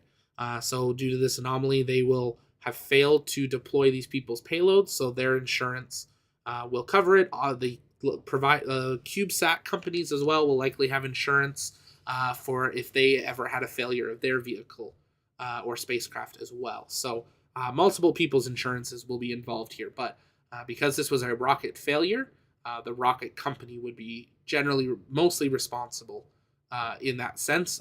We'll do some research into that to see if we can get more information and try and do an article on that. That's something we've been talking about doing before because it's a balance and it's different for every company on how that occurs there. But great question, Ollie. Thanks for sending that in and being here for today's. There's some live views of Cosmic Girl coming back in. Jay, part of our team in the chat, I promise it's not our space program, is Curse. Yeah, this is, I'll say it again, this was not a Cornwall, UK problem. This was a Launcher 1 problem. And unfortunately, it happened on the maiden flight out of the UK, bringing the UK into that space race and new era of space exploration. But yeah, it sucks. Let's be honest, it sucks that it happened on this flight. If it was another one out of California, like any failure is sad. You know, it's sad to see a failure of a rocket. Means a long delay will occur. It also means lost payloads. But this was a big launch. And unfortunately, the papers tomorrow in the United Kingdom will not show, Virgin Orbit first launch out of the UK successful. A lot of the news will report this quite heavily in a not great light. But we need to remember, space is hard. And they are... space is hard. That's the biggest thing. And that needs to be remembered, unfortunately, in these type of situations. But it does not mean this is the end. There will be more flights and there will be more launches that come out of the United Kingdom in the future. This is just the start. Like the name of the mission, start me up. And as Richard Branson said, once you start doesn't mean they can't stop. So that is what will be happening here.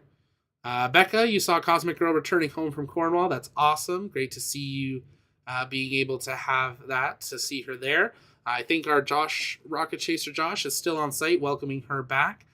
Cosmic Girl having a great, successful mission. First flight, one loop of the racetrack, and then deployment. And you can see they're returning back with no rocket under that left wing. But at this time, based on the information that we have, it does look like the anomaly occurred during the second stage of flight. Obviously, we will wait for official updates from Virgin Orbit, but at this time, they continue to play music. So no news is, unfortunately, bad news, but they are reviewing the data and we are keeping an eye on what information they are able to send to us, either via Twitter or a press release. But at this time, the anomaly has been confirmed, and we will be keeping an eye on that at this time. Everything was they were tweeting as everything was nominal up until they were waiting for a reconnection of downlink telemetry, traveling at 20,000 miles per hour, and then they confirmed that anomaly. So there you can see Cosmic Girl pulling back in to Newquay Cornwall Airport, right back to where she started. Just that's kind of amazing. 2 hours. 2 hours, she flew, deployed a rocket, and flew back. That is what they want this vehicle to be able to do. Because if they had another rocket available, they could strap another rocket under that wing and go again, possibly in 24 hours, possibly less. Obviously, there's checkouts that have to be done on the rocket, and ultimately, something did go wrong today. Space is hard. Rocketry is harder. And that's what we're keeping an eye on here today. We're catching up on your guys' questions. You can send those in the chat. Robert Powell sending in a super chat. Thank you so much for that support. As a proud Cornish man, I am gutted, truly gutted. Was really hoping this would work. I feel you there. I feel disappointed for all of you that was not a successful mission here today. But don't give up. There will be more launches. There will be another flight for Virgin Orbit. They will obviously have to do an investigation.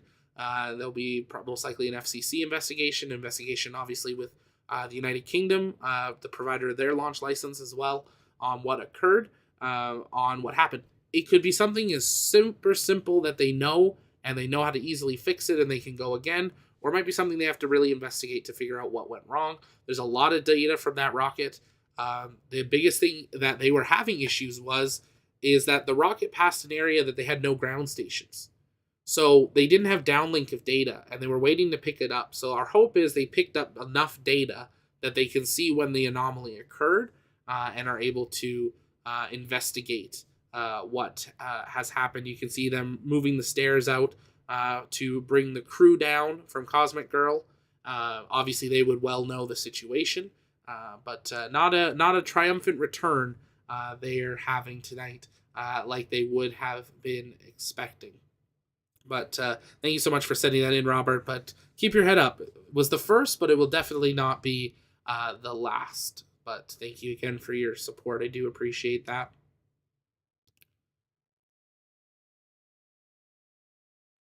Really interesting question here from Wings. Can the launch window be extended by a course change of Cosmic Girl?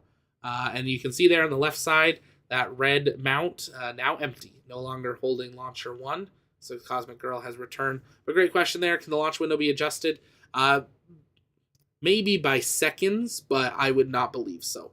The launch windows are normally based on where the payload needs to be deployed, which will be restricted based on where they're launched and how quickly they can get into that orbit and get into a stable orbit. So most likely that would not be something that is affected by the flight itself. But great question and great thinking. We love answering these type of questions for it. Can they claim a refund on the rocket? Well, they built the rocket, so unfortunately Virgin Orbit cannot claim a refund on their own rocket. I mean, they'll go to their insurance and they'll get some money, but we'll see what happens from there. They're still playing music, so we're waiting for updates, depending what has happened, but you can see there Cosmic Girl now safe back at Newquay Cornwall Airport. Stuart's asking, when will they be able to relaunch? This is something that will go under an investigation, so this is not them launching next month. This will be a multi-month investigation and delay, because not only do they have to investigate, they have to figure out what the problem was, then they have to explain what the problem was to the people that give them launch licenses, but they also have to fix the problem. So it could be a little thing, it could be a bigger thing that they have to fix. They could already have Launcher 1s in development, which means they have to pull them back, edit what's already been built, So this will be a longer delay. I would not expect to see another a Virgin Orbit Launcher 1 mission this quarter. I think quarter 2 even would be hard. Maybe we could see something in the second half of 2023. But we'll have to wait to see how that performs while they do the investigation. But hopefully Virgin Orbit will be transparent and will share some more information on what has happened in the near future and what they've learned from it, and we'll hopefully see them back in the skies this year. I would still hope we see them back in the skies this year.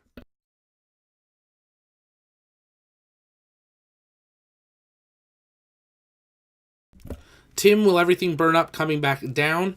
So because we don't know exactly when the anomaly occurred, we wouldn't be able to say yes, because it's possible they weren't high enough up that they have to actually re-enter the atmosphere. It's possible they were still in the atmosphere and just fell back.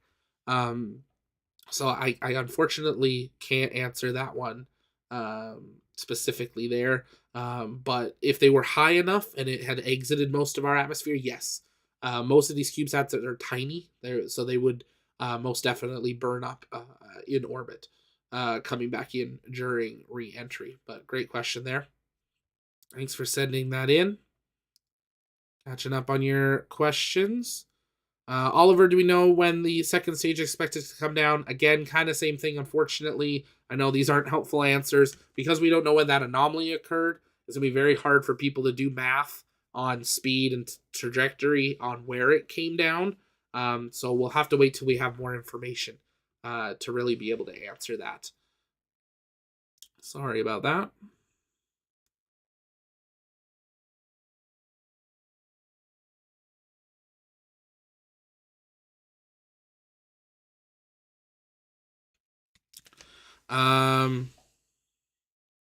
So Jay, part of our team who is over in the United Kingdom, sending this in, really important thing there. Oh, let's listen in. Welcome back, and thanks for sticking with us for this long, everyone. We have experienced an anomaly, and we are gathering more information. I did want to take this opportunity to thank our customers, our Virgin Orbit team, VONS, UK Spaceport Cornwall, of course, and our BSL interpreters over in the UK. We're going to be ending our live stream at this point, but please be sure to check out our other channels, our social media channels, for more information as soon as it's available. And there we have it, them officially ending their feed 2.5 hours after liftoff.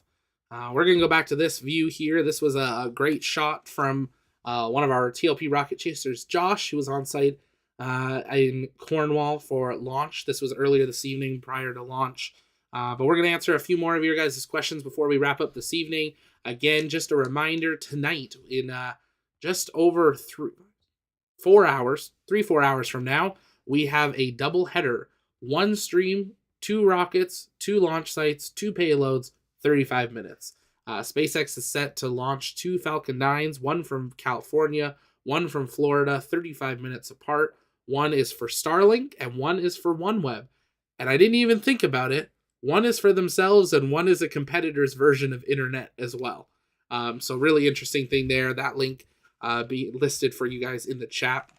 We hope you'll join us for that. If it was your first time here, we'll answer a few more questions, but welcome. My name's Zach. I'm the founder and host here at the Launchpad. Here at TLP Network, it's our mission to inform and inspire the explorers of tomorrow, because we believe that space is better together, and we were glad to have you here for the historic first launch attempt that unfortunately has ended in failure of Virgin Orbit and the Launcher 1 rocket that took off from Spaceport Cornwall in the United Kingdom. Again, not an issue due to Cornwall or the United Kingdom, unfortunately a failure of the rocket and most likely the second stage, but this will not be the end for the UK or Spaceport Cornwall. There will be a future of it, and we will of course bring that to you live here, so make sure you subscribe so you never miss another live launch coverage, space briefing, space news update, or exclusive one-on-one interview. We're going to answer a few more questions before we wrap up for this evening, and then we hope you will join us back here tonight for that double header launch.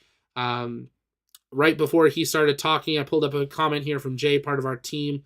The review will include both the FAA and the CAA, and it will be in capital, long review.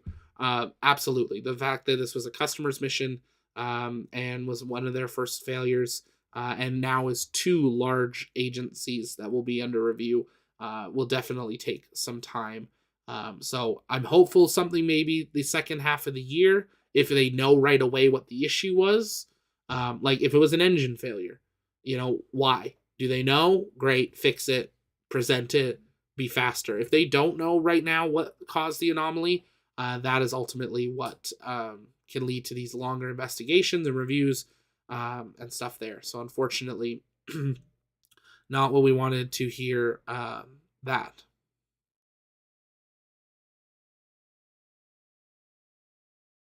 Great question coming in from Lauren. Why did they release at the start of the hot pass rather than at the end as they indicated earlier? So their map is just slightly off, and as you saw while watching that, they almost missed their own launch.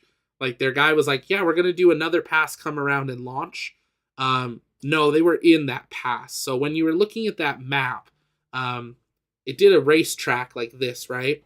The side that it launched on, that straightaway is when it has to launch. So when the rocket was listed as drop ready, it has a very short amount of time in that straightaway that it has to be dropped, because that has to be aimed in that trajectory. So it was, I would say, roughly about the middle of that area. It got drop ready, and probably about halfway through is when it actually dropped and ignited, based on the data that we saw. So they could have waited a couple more seconds, but it is a very restricted time that they have to drop that. If they didn't, they would have had to turn around and go back and do a whole nother loop, which would have been about a 15, 20-minute delay or so. But great question, Lauren. Thanks for sending that in. If you guys don't have more questions and we're not getting to them tonight, feel free to join our TLP Discord. It's free to join. We'd love to have you there. Our TLP crew and myself hang out in there. We have our general space chat comms, our live comms, and if you're a TLP member, by hitting that join button or checking out our Patreon, you can go behind the scenes and get upcoming studio tour, early video access, discounts on our shop, and so much more. It is, of course, a launch day, which means you can get 10% off of everything on our store, but unfortunately, not the day we were hoping to have here today with an anomaly. As we've got a few hours until the next launches, we have 2 SpaceX launches coming up tonight. I think that is going to do it for us here tonight, and we're going to wrap up on our live coverage of today's mission. Unfortunately, not what we were hoping to have here today, an anomaly having been confirmed of Launcher 1, most likely during the second stage of flight, but the first ever mission from the United Kingdom, unfortunately having ended in failure, but due to the rockets, not due to the launch site. But that is going to do it for us here today, here at the Launchpad. It's our mission to inform and inspire the explorers of tomorrow, because we believe that space is better together. If it was your first time here, make sure you engage that subscribe button so you never miss another live launch coverage, space briefing, space news update, or exclusive one-on-one interview. I will see you guys in just a few hours for the doubleheader SpaceX launch. But for now, this is Zach from TLP's main headquarters signing off. See you next time. Bye-bye.